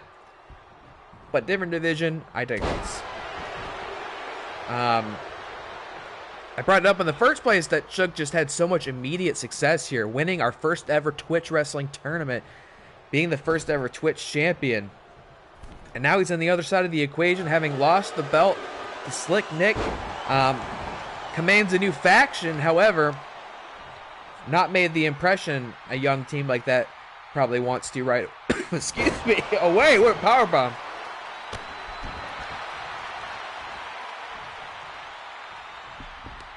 Excuse me. I'm sorry. I was going to entertain the idea of maybe streaming RE2 after this, but I think my voice and throat are going to be so shot. I genuinely have talked more on this stream than I have the rest of the week combined. How do you rate the wrestlers? It's a great question.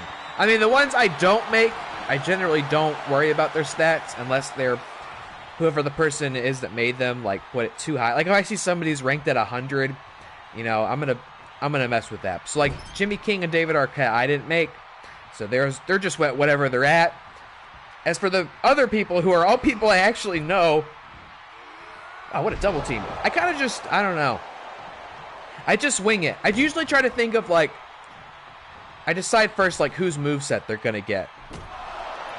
And usually I'll ask people when I make them, like, hey, what finishers do you want? And then I'll base what their moveset's going to look like off of the finishers. Wow, big cutter by Arquette. Hold the phone. AJ Lancaster ain't going to let it in that way. Or is he? Oh! Oh, a rookie mistake there. Lancaster entered the ring to break up the pin, and he got lost on the way there. A tough side effect of this game's terrible, terrible AI. And that's the kind of thing a veteran's going to pounce on, like Suge Knight. And the Kingdom pick up a victory over What the Show in this very competitive, combative, back and forth six-man tag match. A great way to start the show. Here are your winners, the Knights of the Round Table. Terrific win for these guys, especially Suge Knight 323, who needed to see that momentum shift more his way. And now he'll be, yeah, look at that, a United Kingdom. And I'm not talking about England. Getting some support from his team there. Arquette gets the pin and brings it home. I'm sure he's very grateful to have joined this this faction and this team. Great debut for these three. And look, not a bad match at all as far as what the show's concerned. Didn't pick up the win here tonight, but I still think made a great impression. A 4-star competitive, amazing match. Easier said than done. So big win for these three. I can't wait to see more of them, and I can't wait to see more of What the Show, both in this game and on YouTube. Now here is, make sure we tweet this out. I know one of you guys are already in here. This was a personal singles match Go ahead and shout out PLD too. What's his name on here? I'm not even sure if PLD streams to Twitch. I know he's on YouTube at PLD Projects, but maybe he does stream on here. I gotta find what was his username? I can't find him now. Let's get the match started. Oh, can't yet. Where's PLD? PLD. There it is. It's PLD Projects on here too. Okay, just in case. And if he doesn't stream on Twitch that much, I suggest you go find him on YouTube, doing all sorts of great movie podcasts, reactions, all the fun stuff we love in this space. But Matt, in any case, requested this match against PLD last week. Now, let me set up the stage here, especially if you're new. Matt Thomas was our inaugural world champion, the very first. But he lost that title to John Cena, and I believe Cleveland, I keep these stats myself. I don't think Matt Thomas has won a single match since then in any context. We saw him try to transition to teams along with Winston Marshall and the duo known as Blurreds. Didn't see any success there either.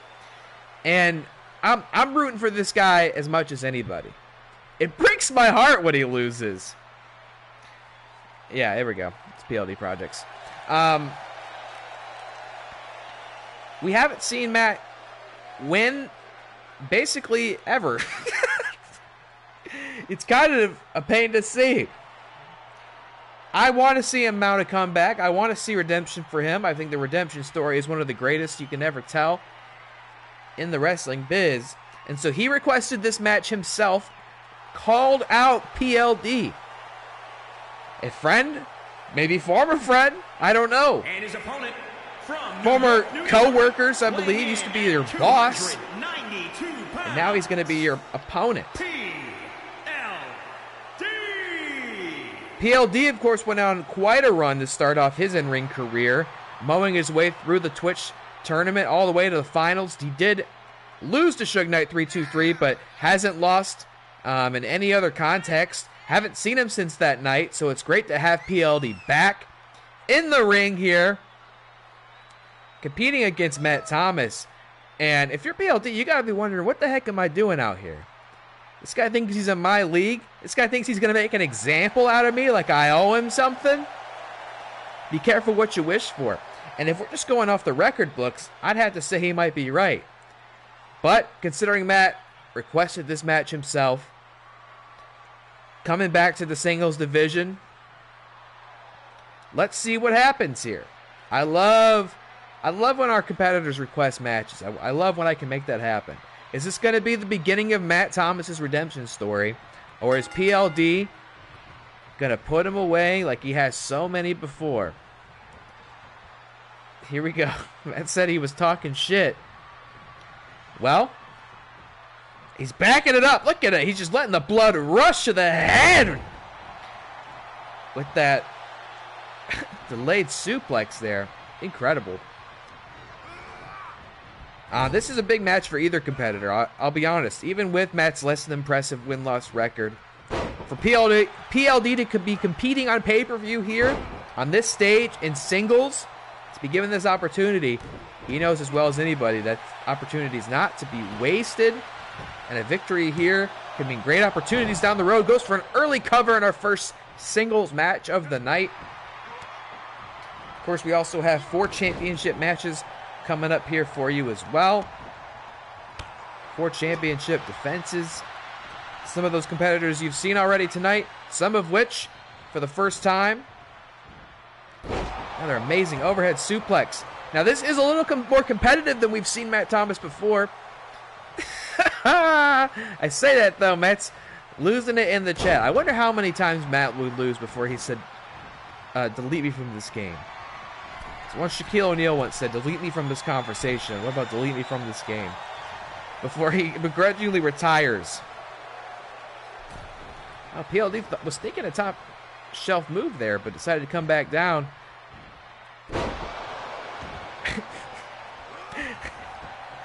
Matt is taking a beating once again. PLD thinks maybe it's enough to win. Look, I said it at the start. The odds really not in Matt's favor if you're going to call out anybody. I don't know if PLD would be the guy to call out to try to mount a comeback, because he's taking control of this and he's not giving it up. Just basically calling spot after spot. Spine buster to Matt Thomas. This is definitely not what he was hoping for when he requested this match, but he reverses out of it. Can he make it count? Not at all. Not a chance. DDT, that's much better, Matt. There you go.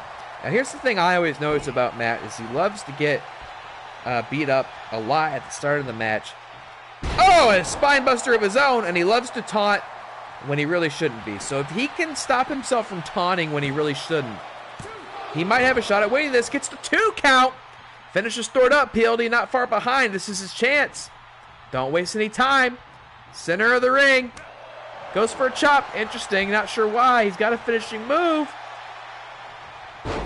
PLD counters. Matt says delete me. I'm done with this shit. Matt wants to be deleted. Matt's already lost hope that he could win tonight. I don't know. I don't know why he never wins. Well, we're talking like it's over. It's not over. Okay, here we go. This isn't just any old taunt. Matt's setting up the finishing move.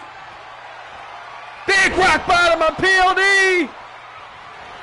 Goes for the pin. Get away from those ropes. Be careful. Is it enough? It is! Delete you from what? Delete who from where? Matt Thomas just beat PLD with the rock bottom. That was an awesome win for this young man. One of the biggest of his career by far. What a battle. Respectable competitors. Oh, what's going to happen here?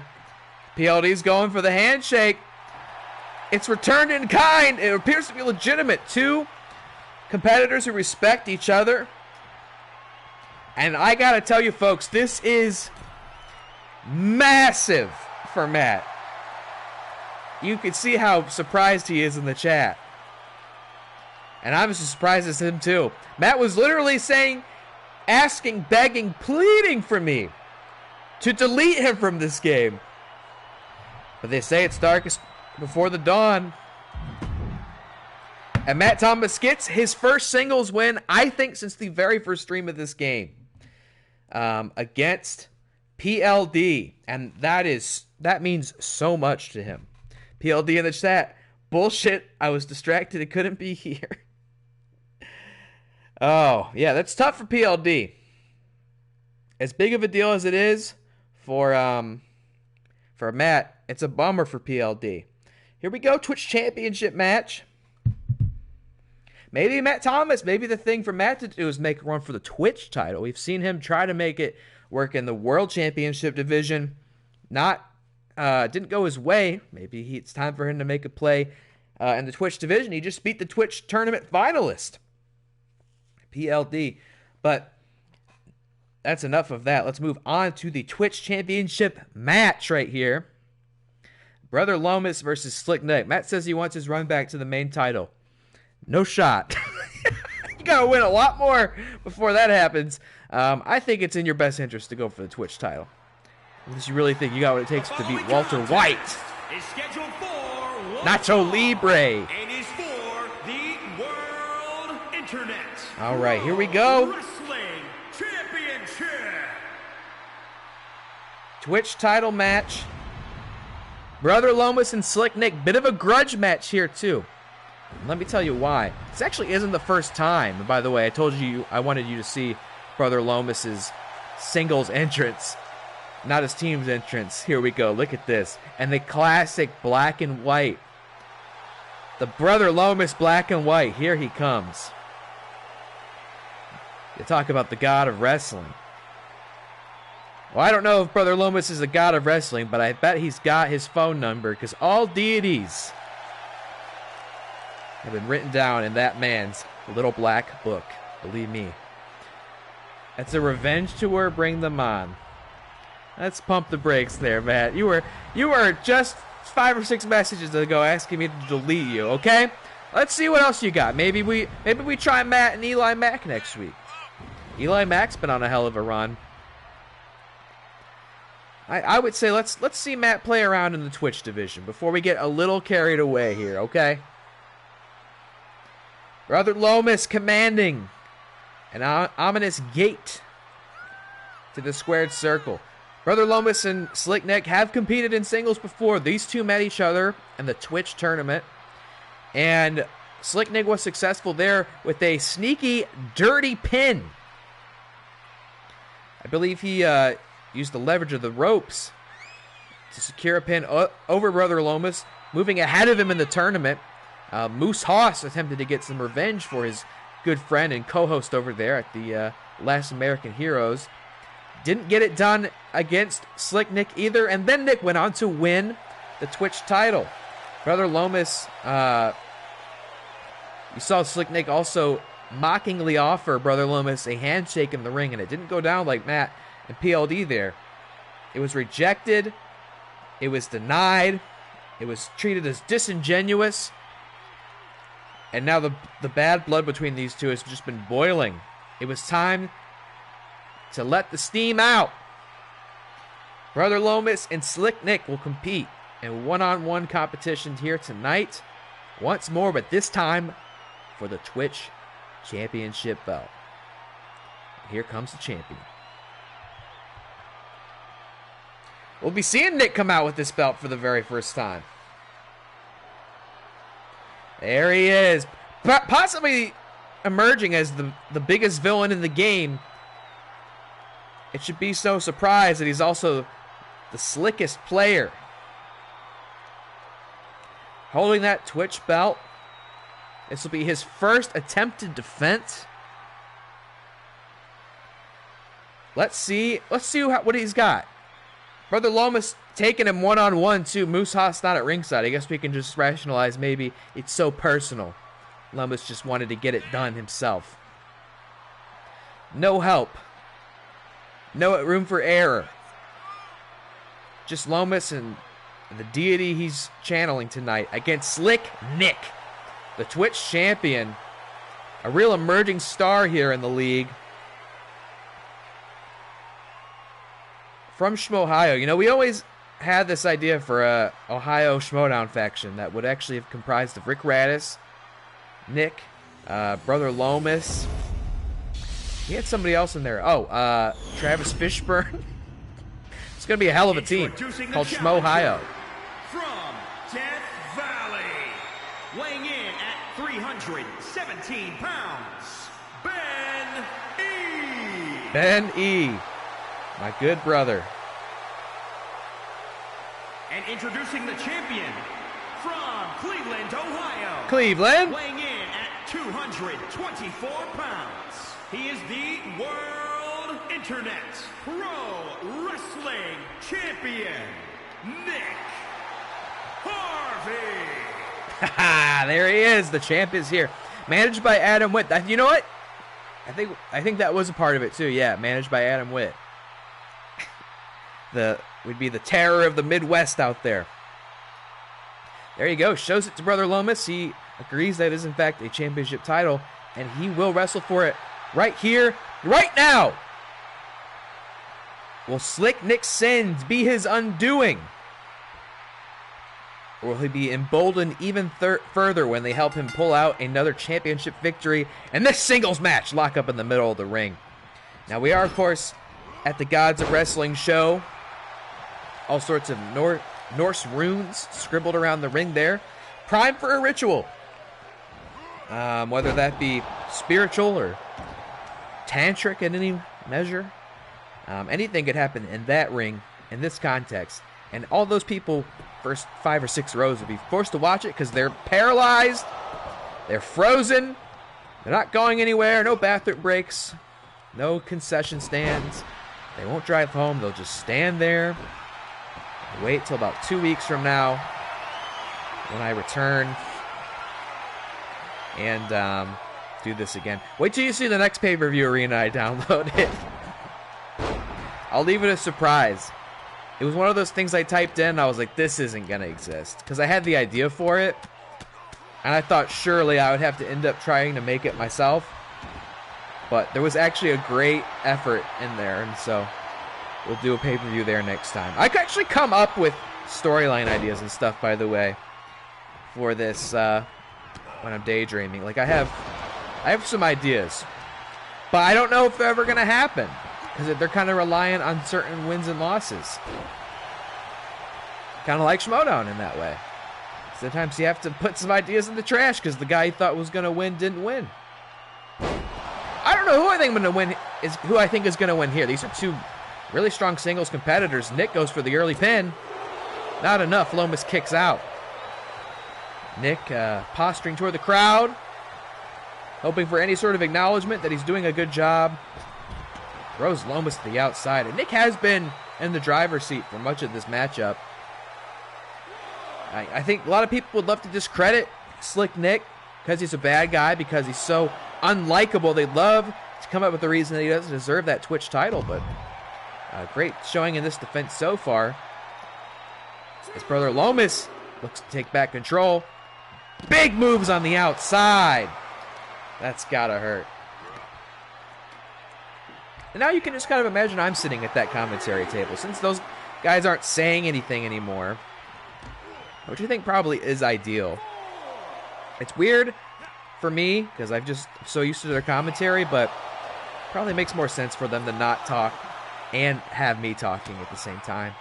But now you can just imagine that's me sitting over there. Me and two buddies who don't have microphones. We're just talking about this. Slick Nick, he could very well retain by count out here.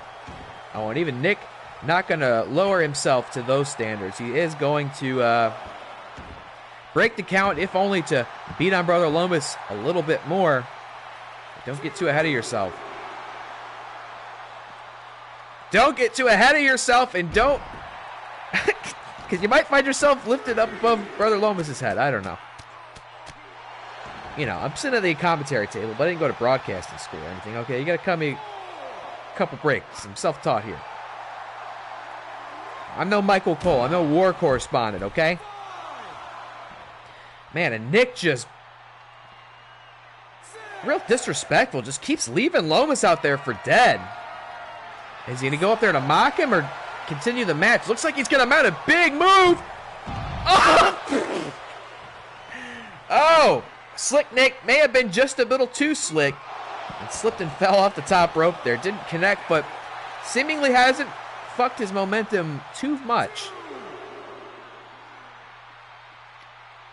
That being said, Lomis fighting back, and actually looks like Slick Nick's a little worse for wear between the two of them.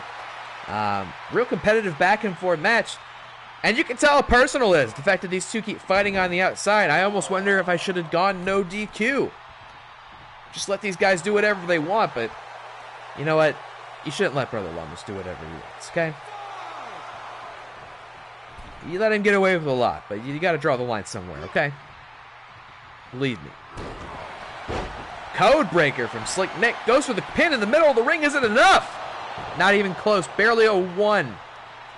You're going to have to do more than that to weasel your way out of this one, Slick Nick. You might be stuck in there with brother Lomis. There's still time for a confession. If you want redemption, Lomis goes for the pin. Hooks the leg. Not enough. Nick kicks out.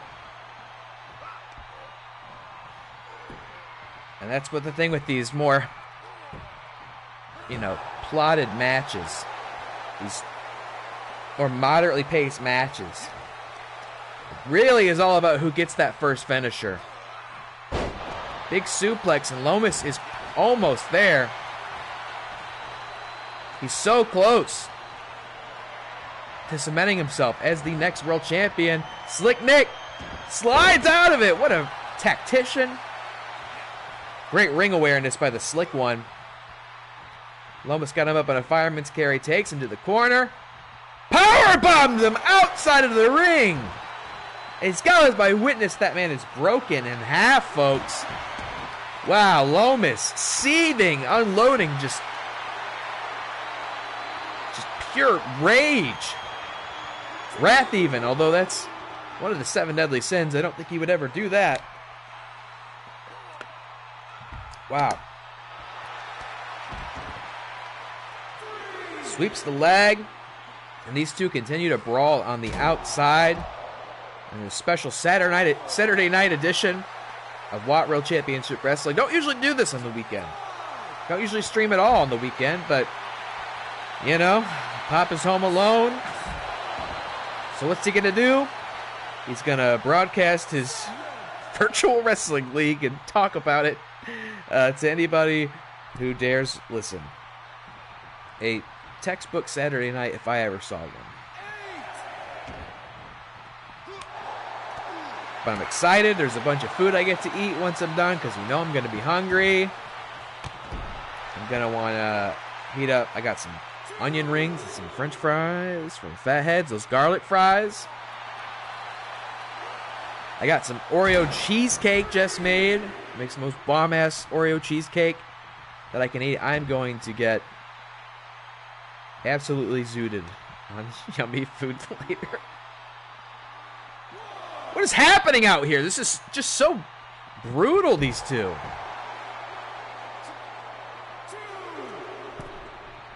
It's really more of a brawl than wrestling match. You can tell how personal this. Oh, and he busts Lomis open. I think Slick Nick has officially earned his earned entrance to another layer of hell with that. Another layer of purgatory. My. I'm getting very dry-mouthed and tongue-tied here. One of these, they got to remember to get back in the ring and finish this up. This is a wrestling match, not a street fight.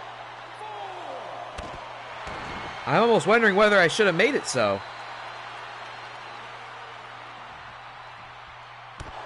My God. And Nick posturing to the audience once again. The ref, I think, kind of lost his count there. Maybe had to phone a friend, see what was next. God, neckbreaker. I mean, I think we're at the point now where it's just whoever gets in there first can finish it up. Nick tried. Instead, he just lobbied him into the apron, and this could be a double countout. If somebody doesn't get in there and break this up, champion's advantage, Slick Nick would retain by default in the instance of a countout. Oh, Lomis is in. Oh, he just barely breaks it. That's the champion's advantage, folks. Even if Brother Lomis had won the match by countout, Nick would retain the championship. So, playing it really close there. And these guys have been fighting outside of the ring for so long. I am a little concerned that the AI is on one. I've never seen it do this. We do need them to get back in the ring to finish the match. So, we'll let this play out a little bit longer. There you go, Nick. Get in. And then Brother Lomis gets in. Don't go back out, Nick. Brother Lomis goes in now. No! Fuck hell. I know it's a Saturday night, but I don't want to do this all night. I want to go back upstairs eventually and eat junk food and watch the Raid 2 some more. I started to rewatch the Raid 2 because I'm so fired up from watching John Wick last night. I want to watch some more great action movies. And I could just watch the other John Wicks. Like I watched the first one last night, but I wanted to mix it up and watch the Raid 2 again, which I haven't seen in many years. I mean, not many. That movie's not that old, but all right, we're back in the ring, thank God. Oh, no! He's going to do it again! He did it! Oh my God, you gotta be kidding me! Slick Nick! Slick Nick stole the win for Brother Lomis again! Unbelievable. Here is your winner, and still World Internet Pro Wrestling Champion. Wow. Harvey.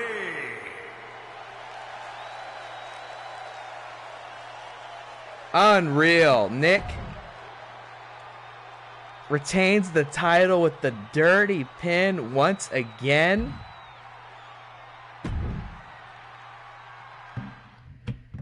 Oh, man. You can't really write it better than that, I suppose. But I don't know if this rivalry's been settled. Unbelievable. Slick Nick still your Twitch champion by way of the dirty pin that beat Brother Lomis the first time. You can't really write it better than that.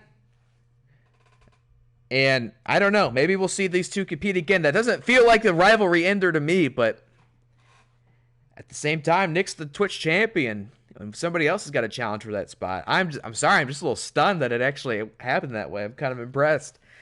Anyway, we've got a women's championship match coming up here. Now, this is going to be a slobber knocker, as good old JR Jim Ross has said.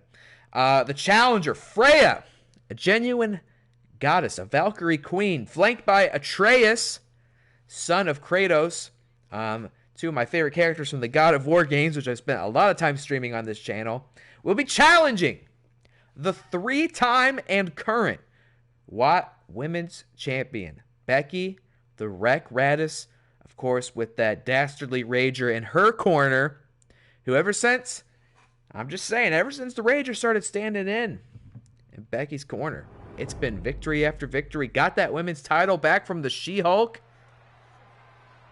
And now he will try to balance the scale against the 9 realms. And is for the undisputed, prestigious Women's World Championship.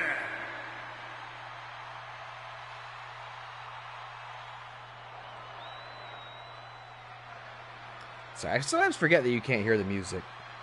I'm vibing out to the music right now. All right. Just getting sure I got the tweet for the next one queued up. There we go. For the teams match. I try to draft out some of these tweets beforehand so I don't have to write them during the stream, but I didn't know that one was going to happen, the teams match. So we got Nick and we got Chris. We got to tag him in. All right, we've got the 9 realms here. Freya and Atreus. Atreus just here as the manager position in the Valkyrie Queen's corner. Maybe throwing in a little Yosta when he can. Kratos not here. Kratos, of course, getting ready for his World Championship match tonight. Can't take any chances when you got an opportunity lined up like that. So just Atreus out here. And the Nasty World's responding in kind. They may be the 9 realms, but there is one place that Freya and Atreus don't reign supreme, and that is the Nasty World. And the most dominant women's champion in the game will be putting that title on the line against Freya, who's been very impressive so far in her young wrestling career. Got a big victory alongside Kratos in a mixed tag match at Really Mania. I believe we've seen her in singles before, and I think maybe she's 1-0 in singles. But let's see how far that gets her against a bona fide legend, future WAT Hall of Famer. Oh, I think it's going to do the Nasty World entrance, but it's going to put Becky the Wreck in... Oh, no! This doesn't really work the same way with the both of them. I'll let it play out, though. Respect for the champ. It's going to make her do the Seaman Demons thing. Not really her vibe, but I don't know. I don't know what the vibe is. Maybe things are going well between Rick and Becky here. She's feeling it. Becky would never do that. She's way too hardcore. But here they come. The Raddus family. The Raddus patch. The Rager will be escorting Becky the Wreck. Probably not the first time he's been in an escort position. Becky the Wreck to the ring, your reigning defending women's champion. I said something earlier in the evening, and I'll say it again. Since the genesis of this league, Becky the Wreck Raddus has been present in every single... What a kick. Shades of the demon there. Has been present in every single women's championship match we've ever had. Whether she was the defending champion or the challenger. She is always... Wow, what a team. It's like a Hallmark card right there. Beautiful. If she is unsuccessful here today, which I hate to speculate like that against Becky the Wreck, but if she were to lose tonight, we will be in an interesting position where Becky the Wreck will no longer be the champion, and she would no longer be owed an automatic #1 Contenders rematch. So, introducing the challenger, a lot is on the line here tonight for her. Jungle, the Witch Fry. The Witch Fry. And pretty close. The champion from Cleveland, Ohio. Cleveland. She's the undisputed, prestigious Women's World Champion, the Destroyer, Becca. See Ricky in the corner. He didn't look very, very worried about it. Sporting that new ink. All right, folks. Here we go. Singles. Women's Championship. But a lot on the line, as I said. The entire landscape of our women's division could change here tonight in a way we haven't seen since the beginning of the league. But in order for that to happen, Freya will have to defeat Becky the Wreck and crown herself WAT Women's Champion. Oh, and it's moving a little slow out there. A lot of the custom assets here. I just realized what I've done. The next match is a teams match with all custom, and the match after that is singles, but they both have 2 managers, so there'll be 6 people out there. Oh boy. That's okay. Slow motion just means the entire match is like a highlight reel. Catching it in replay. Freya, who starts to get the initial advantage here, going up top so soon. And she says, come and get it. I've got it right here for you. She is a Valkyrie after all. Wow, missile drop kick. You see the kid out there at ringside. He's impressed. Wow, I think she's going to go for another. Come on, Becky, wake up. Don't get hit again. Oh! Didn't quite hit all of it, but still got it. Fool me once, shame on you. Fool me twice. Well, I won't be fooled again. Hooks the leg. I don't think so. I don't think even Freya could finish it that easily. But staying very dominant in this championship match so far. Oh, and you hear the crowd shift. Sometimes these outdoor arenas also do this thing where the people start to become like shadow people in the audience there. So like the first 5 rows are all frozen, and then everyone behind them are like just specters of the dark. Maybe, I guess because it's like simulating that it's getting later in the night, so the lighting changes, I think, because it's like an outdoor arena. I don't know. Welcome into, that's a unique look at my inner monologue there. Becky taking it back. My voice is getting so hoarse.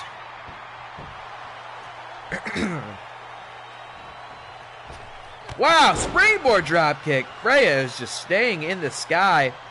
And that's a very great place for her to be because she can actually fly, even transform into a bird. Becky the Wreck can do a lot. I don't know if she could transform into a bird.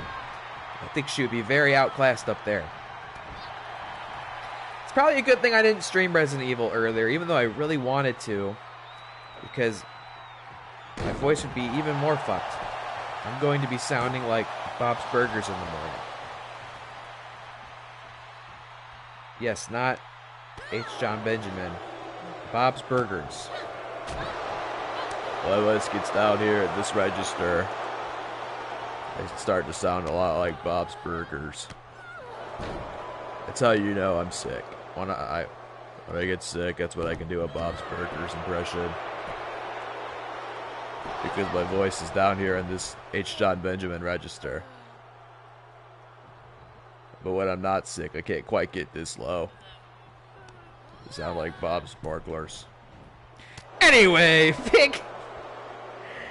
Big, big elbow there. Maybe I should add Bob Belcher to the league.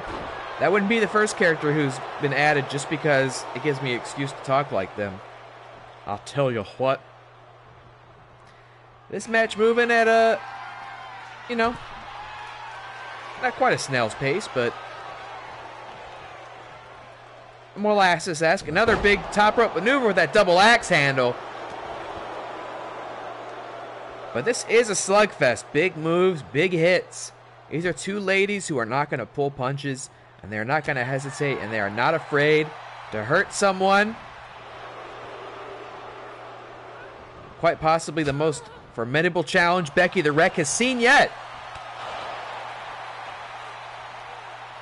But how much will it matter in the end? Will she remain the most dominant women's champion we've ever seen? Not quite yet. Rope break. Drinking so much water, I gotta take another bathroom break. I'll wait until the next loading screen, because this match could end.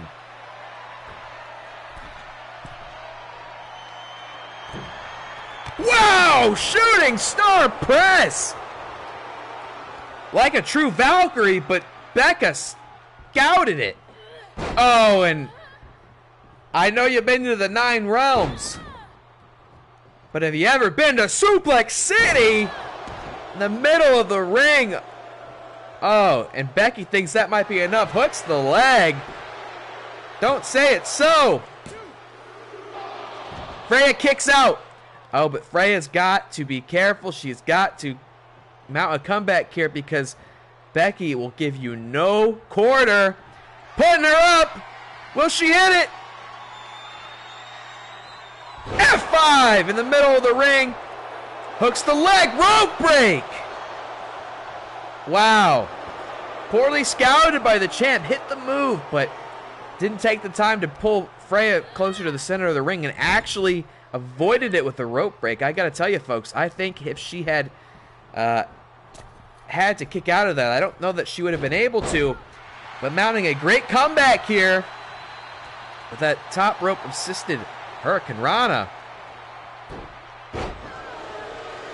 Oh, you can hear it. You can hear the divide in the fans. They want a new champion here tonight. They're tired of Nasty World. They're tired of Becky Raddus. They love Freya. And that energy perhaps feeding into it. Trying to pick her spot. Trying to win her first ever championship. The first ever championship to the 9 realms. Just imagine what that does to their momentum in the main event when Kratos challenges Walter White. Imagine if Freya had the title right there with them. But she, But you can imagine it all you want. It's never coming to fruition. Becky the Wreck Raddus successfully defends her championship. It's Becky's world, and you're just living in it. It's a nasty world, and you're just living in it. And the Wreck retains once more a very familiar sight. Such a shame for Freya, who could have brought the first of 2 championship belts to her team tonight.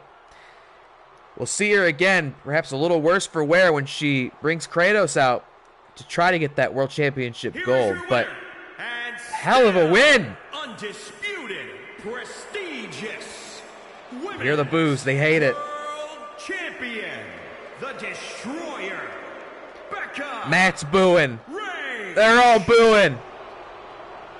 Becky truly getting booked kind of like a Charlotte Flair, Roman Reigns type.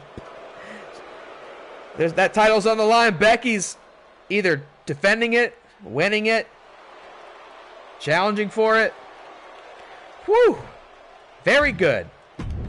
All right, let's get to our teams match here. I'm going to take another bathroom break. I'm coming right back. You can watch this amazing loading screen. I'll be right back.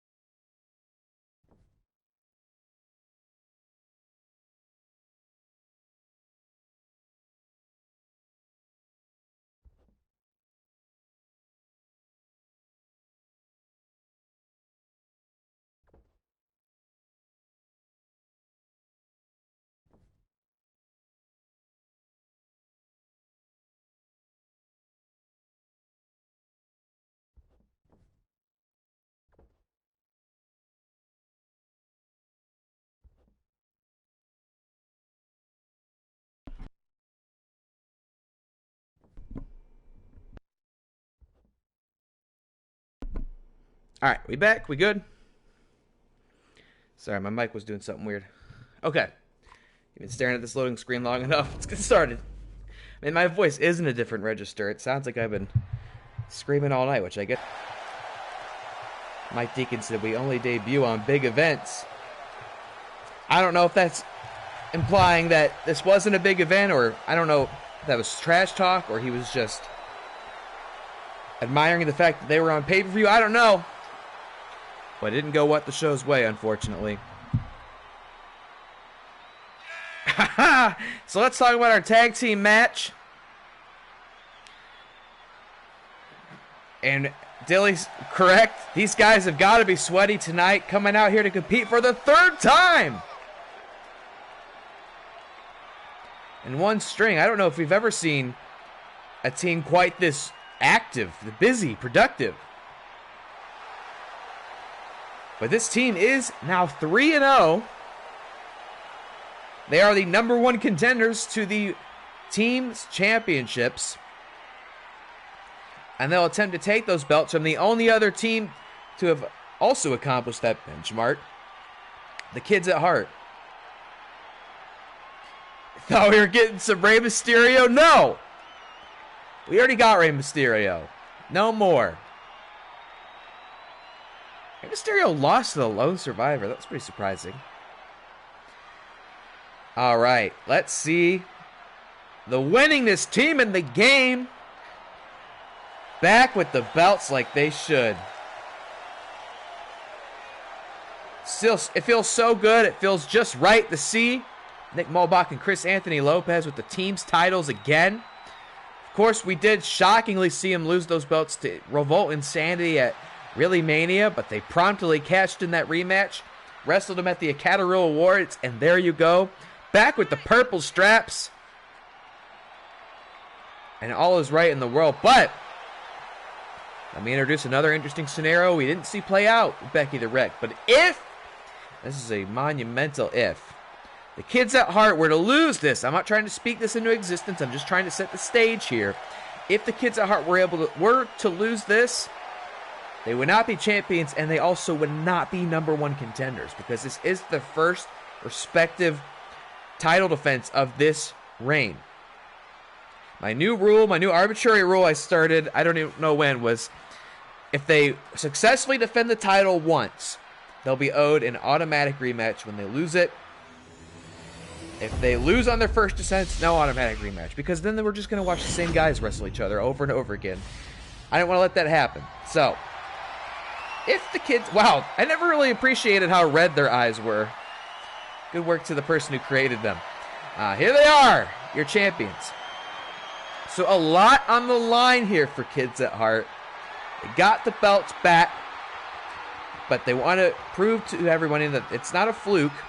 They are indeed the best team. It's never changed. It never will. Meanwhile, Jay and Silent Bob have been... Let's see if he texts the ref. Hold on. Oh, it's chugging along. Look out, ref! Oh, no! Oh, no, he's really... Is he going to throw him out of the ring? I mean, that's just... Again, how you don't get disqualified for that. Yeah, what kind of goddamn goat rodeo? It's not how you expect a championship match to begin, but... Okay, we're finding each other. We're finding our place in the ring, in the universe. We're finding our opponents. It's a new bug I've been seeing. You know, as much as we've watched this game, it's kind of shocking that we can still find new bugs in this. But something has happened now where every tag team match starts with the guy on the left attacking the referee. We never saw anybody get away with it quite like Jay did there, though. That was like a whole move. He had plenty of time to adjust and go, oops, I got the wrong guy. Let me release you. No, he took it to that ref. Oh, anyway. Yeah, we've seen a lot of Jay and Silent Bob here tonight. And just on a real tear through our team's division. Having outlasted Flick and Reel, George and Watto, and Who's the other team? Oh, Smash and Survive. I couldn't even remember them. It was their debut match. I was so excited to get Smets in here and have him smash people, but I don't know. Maybe they're not meant to be in teams. Maybe the team was an empty dream. Maybe we got to see Smets in singles instead. So you can see his badass Goldberg entrance. Silent Bob taking control of this match.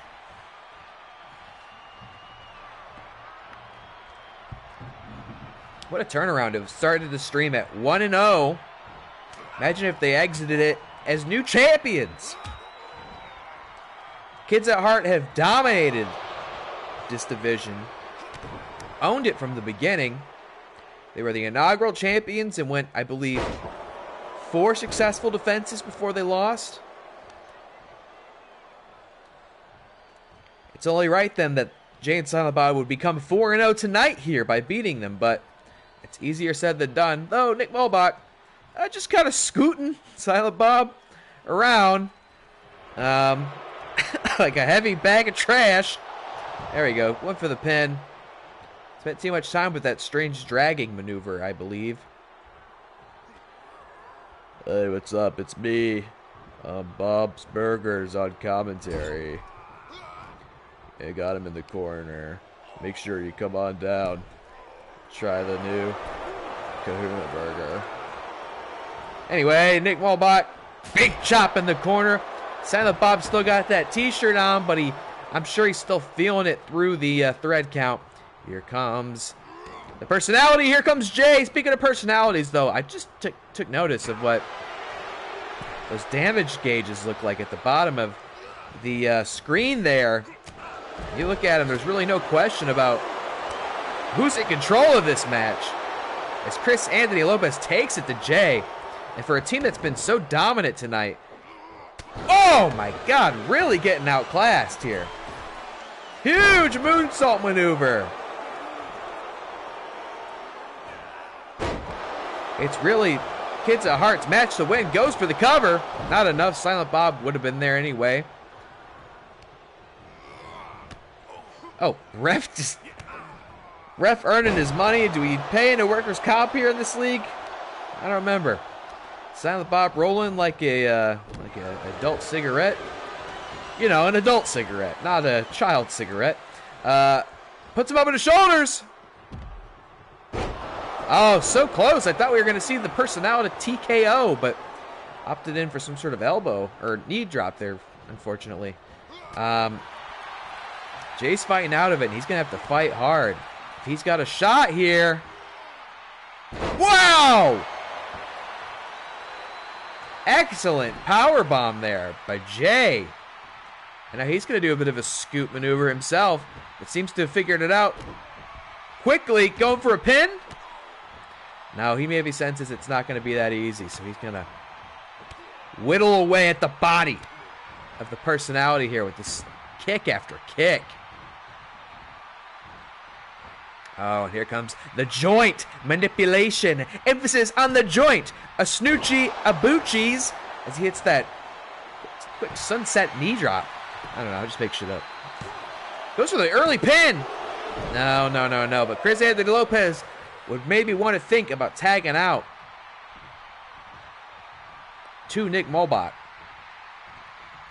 Silent Bob tagging in. No, he said, I'm going to take it. I'm not going to tag out. And that hubris. Let's remember that hubris, folks. What a move, though. Hooks the leg. Silent Bob out right away. I don't know if that was a rope break. Chris tags into Nick, who is fresh and ready to rumble. Oh, but Silent Bob is there to meet him. What an elbow. He's going up top. How high can you go, Silent Bob? When he says get up here, Chris Anthony Lopez, though, buys him some time. Oh, and he tried it again, but too late. That diving missile clothesline. Oh, and we've seen Silent Bob finish somebody with the same move tonight. Snoochie Boochies busts his head open like a melon. Goes for the cover. Where is Chris to stop it? No! Oh! Oh, I could feel time stop for a moment. Nick Mulbach kicked out. Had his head split like a goddamn melon and kicked out. The kids at Hart have heart, and I'm not talking about Boston Straight Edge. I'm talking about these two right here, right now. Nobody wants those titles more than the kids at Hart. I can tell you that much. Oh, and I almost looked over. Nick can't believe it. Chris thought it was over too. He was going in there to stop Jay, who stayed on the sidelines and believed in his partner, and he was correct to do so. What an incredible competitive match. Teams division really showing out and stealing the show tonight. And we still got one match after this, folks. Our World Championship, our nightly main event. Walter White defending that title against Kratos. Goes for the leg on Chris.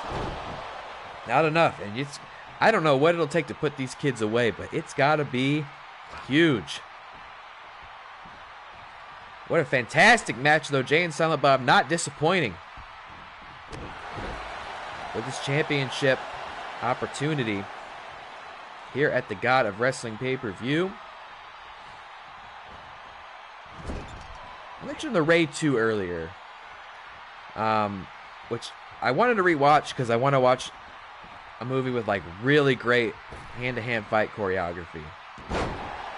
And the Raid 2 has been like my benchmark for that for years, but I hadn't actually watched it in a long time, so I'm rewatching it tonight. But I'd love to know, for those who are still with me, what would be like your benchmark? Like, if you were going to watch a movie with great fight choreography and like it's shot really well, hold on. What movie would that be for you if you've got one? If you're like, I want to watch guys fight, and this is the best example of that. Hit me with your recommendations, because I only got a few minutes into it, but in my mind, hold on, he's tuning up the band. It's a very weird finishing move. Watch, he lets go, and then he goes for like this double underhook DDT. Very strange, very mysterious strategy, and we are moving truly at a snail's pace. Hooks the leg, though, middle of the ring. Is Nick going to break it up? I don't think he is. Wow! New champs! Amazing! What have we just witnessed? Jay and Silent Bob, the 4-0 and new Wrestle Real Teams champions. I can't believe it, folks. I thought we were at the genesis of another massive teams title run for the kids at Hart, who, may I remind you, are leaving tonight not as champs and also not as #1 contenders. Their first title defense of the new title reign. It's heartbreaking, no pun intended. Your winners, the Trailblazers. Wow. Look at this. Truly a champion celebration for the all-time classic View Askew duo of Jay and Silent Bob, your new champions. I'm near speechless, like Silent Bob himself, folks. I gotta say, I don't know who I would have picked, but I don't think I would have ever thought these guys were winning tonight's tournament, and I certainly didn't think they were going to be the second team ever to defeat the kids at Hart and are now 4-0. Can you imagine a world in which Jay and Silent Bob usurp kids at Hart's record as well? They're well on their way. What a match. And what does this mean for the future of the teams division? Because now kids at Hart are in that spot for that rematch. They're back. It's all about the climb, as Miley Cyrus once said. And these guys are on the hunt, on the prowl. Wow. I'm still stunned. Yes, Snoochie Boochie's bitches. You are correct. What a match. I'm near speechless. I know I'm going to hear about this from Chris later. Second loss ever. And lost the titles once more. That's rough, but congratulations to the new team's champions. Jay and Silent Bob. Speaking of new champions, here we go. This is your main event for the whole stream. This is the last match we're going to watch here tonight. And probably for the best, my voice is hoarse. I'm tired. Thank you to ASW Network for the follow, by the way. Appreciate you. Thanks for tuning in. My voice is hoarse. My lips are dry. I've got some fried food upstairs that's waiting for me. I've got the Raid 2 to watch. Nobody answered me. What's the best fight movie? Like the best choreographed shot, like hand-to-hand fight scenes. Hit me with it if you got it. I know you guys got something.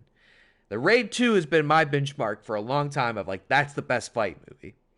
But I'm going to rewatch it and see if I still feel that way because it's been a long time. And if you haven't seen the Raid 2, I highly recommend it. I recommend the first Raid as well, which is called The Raid Redemption, which is kind of a confusing title for the first movie in a series to have a subtitle of redemption. But the second movie's better, in my opinion. The following contest is scheduled for one fall and is for the prestigious Pro Wrestling Super World Championship. Here we go. With the entire 9 realms in tow. It is, you got to think it's a shame, though. Would have loved to have seen Freya out here with championship gold around her waist already. What a statement that would be. But that's not who it's about right now, and you don't see Freya looking for sympathy here. Not feeling sorry for herself. Not going to drag her team down because she knows Kratos needs her head in the game, and he needs her help, her support, her belief that victory is achievable here. Because the 9 realms will be challenging all of Breaking Bad. And I do worry about the frame rates during this. Didn't think about that. Too late now. But here you are, the 9 realms, led by Kratos, flanked by his son Atreus and his best friend Freya. We've seen them travel the 9 realms, rescue the 9 realms. But can they come here to, where are we, at Perth, Australia? Is that where it's at? Can they go down under and conquer this league and win the biggest prize in the game?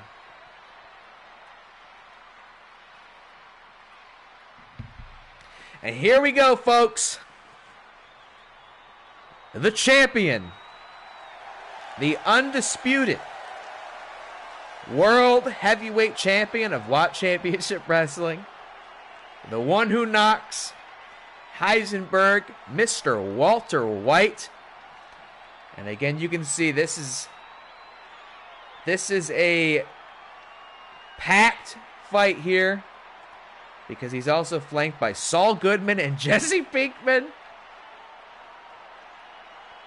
Can you imagine Saul Goodman or just Bob Odenkirk would be an incredible wrestling manager. Cody brought that up earlier. You can hear it, you can see it. I think he's kind of our answer to Paul Heyman, and maybe Walter White is our answer to Roman Reigns. If he keeps competing the way that he has. Here's another metric for you. If Walter White defends this championship tonight, he will officially, just speaking in terms of raw fact and hard logic, he will be the most dominant world champion we've ever seen. He successfully defended that belt once against Jack Frost last stream. And there's only one other champion in the history of our league who successfully defended that belt. That being John Cena,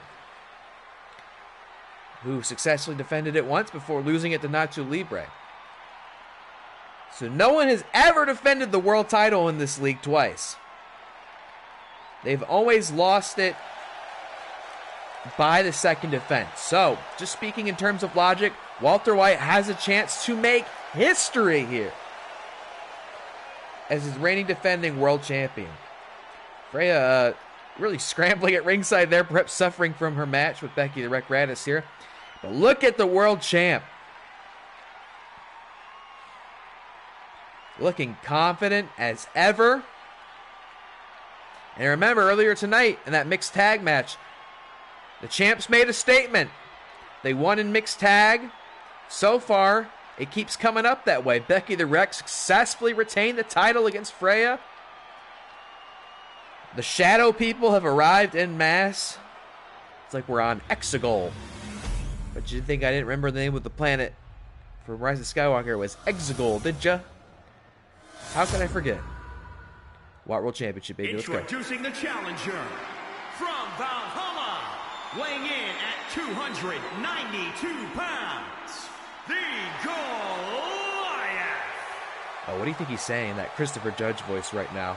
And introducing the champion. That's something really scary. From Albuquerque, New Mexico, weighing in at 174 pounds. He is the prestigious Pro Wrestling Super World Champion, Walter White. Confident, and he deserves it.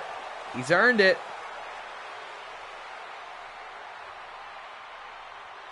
Putting it up. There you go. It is the most prestigious prize on Twitch.tv. The Who Are They World Championship. This is what it's all about, folks. This is why we're here. This is why we love this sport. It's to see competitors like this compete over the biggest prize in the game. Here we go. Locking up in the middle of the ring. That Ragnarok symbol. You'd think Kratos would have the home advantage. An entire pay-per-view themed after him. It didn't help out Freya earlier tonight. It didn't help them out in the mixed tag match. Let's see if Kratos can break the combo, break the cycle, defy the prophecy, and bring a championship belt home to his family tonight. And perhaps, oh my God, that's one way to do it. Careful where you put that boot, Kratos. Big pin. And no, there was no way that was putting Walter White away. I've seen a lot of crazy things in this league, but I know Walter White ain't going down that easily. And you know, similar to the Jack Frost match, you would think Walter White is so mismatched here. Fighting, you know, a literal god. And a god of war, no less. Not just like a god of, you know, good tidings or like, you know, happy dreams. Like the god of war, you know. If there were ever one you had to do battle with, like, you know, a god of war, it's just about the worst one you could get. And you're seeing it here. Obviously, Kratos has a steep physical advantage here. But where Walter comes in is strategy, it's tact, it's that in-ring psychology. And we've seen Walter White make literal gods submit in that ring before. He could do it again.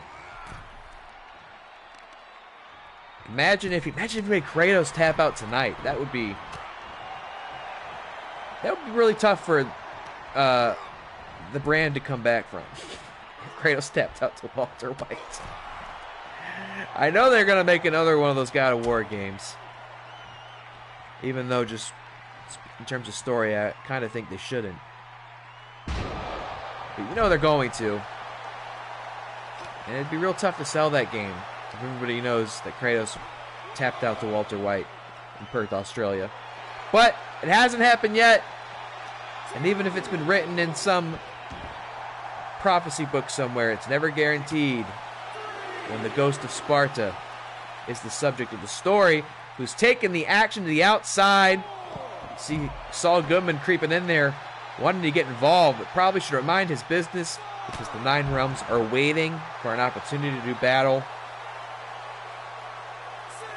And it is definitely becoming Kratos' advantage again.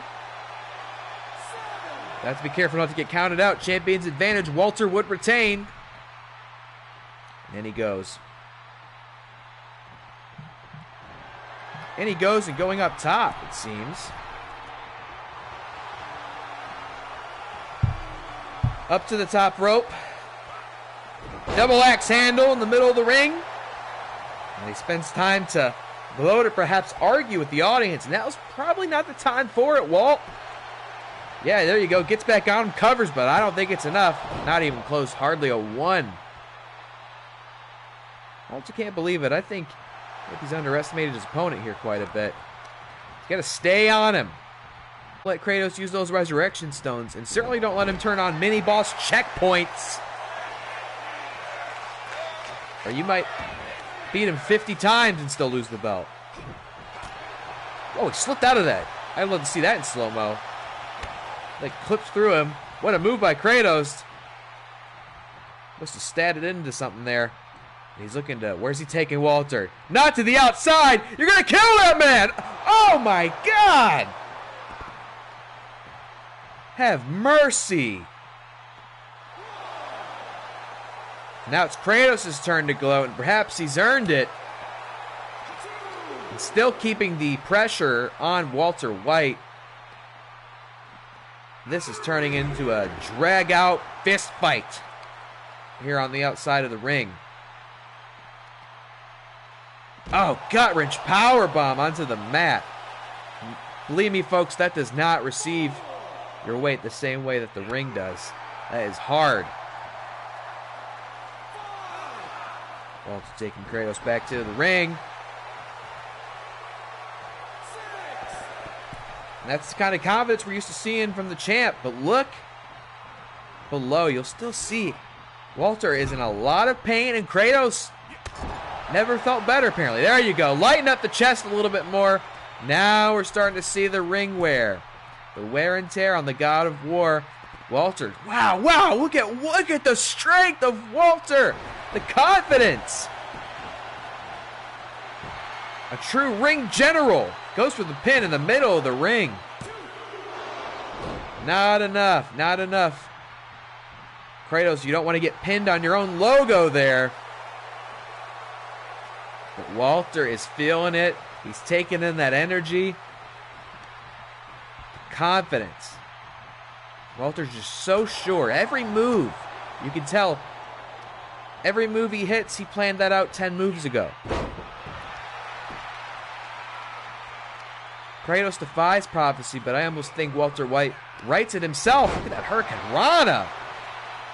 Oh, and Walter is feeling good. We're seeing him go to that place he's been so many times before where he'll try to end the match. You see Freya shadowboxing on the outside. Clothesline to the outside! Dips him out, and the 9 realms surround Walter White, who does not want to wake up in Valhalla, I'm sure. Oh, big chop. Back and forth, folks. This is so competitive. Walter's chopping his way, lighting up the chest at the Ghost of Sparta. And he's going to throw him out himself. A little bit of taste of his own medicine. This is so competitive that anybody could take this home tonight. My God! Oh, you saw him clip his arm on the steps there. Top rope leg drop to Kratos.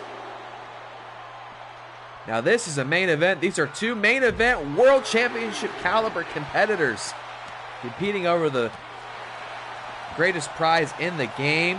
Kratos taking the hurt. Back to Walter White. Getting in close here. Look at this action camera. Ah! Unbelievable.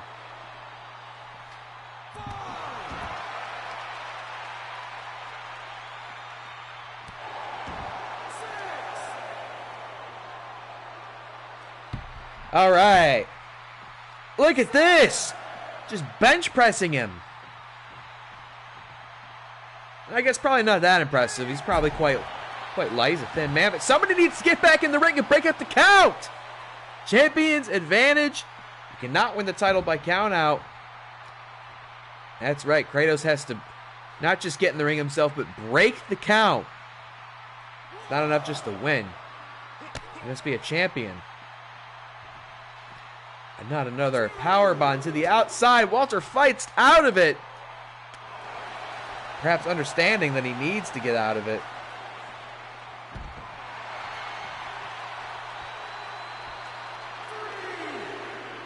Who's it gonna be? I didn't do the poll. I've been enjoying the polls in the chat. I don't know. It's getting a little quiet. It's a little late in the game to do a poll now, but I do wonder, for those watching, if you have any thoughts on who's going to win this, who you want to see win this. That's a finishing move by Walter. Hooks the leg. Is this it? It is. Thank God I didn't put the poll up, because Walter White just pulled it out and retains.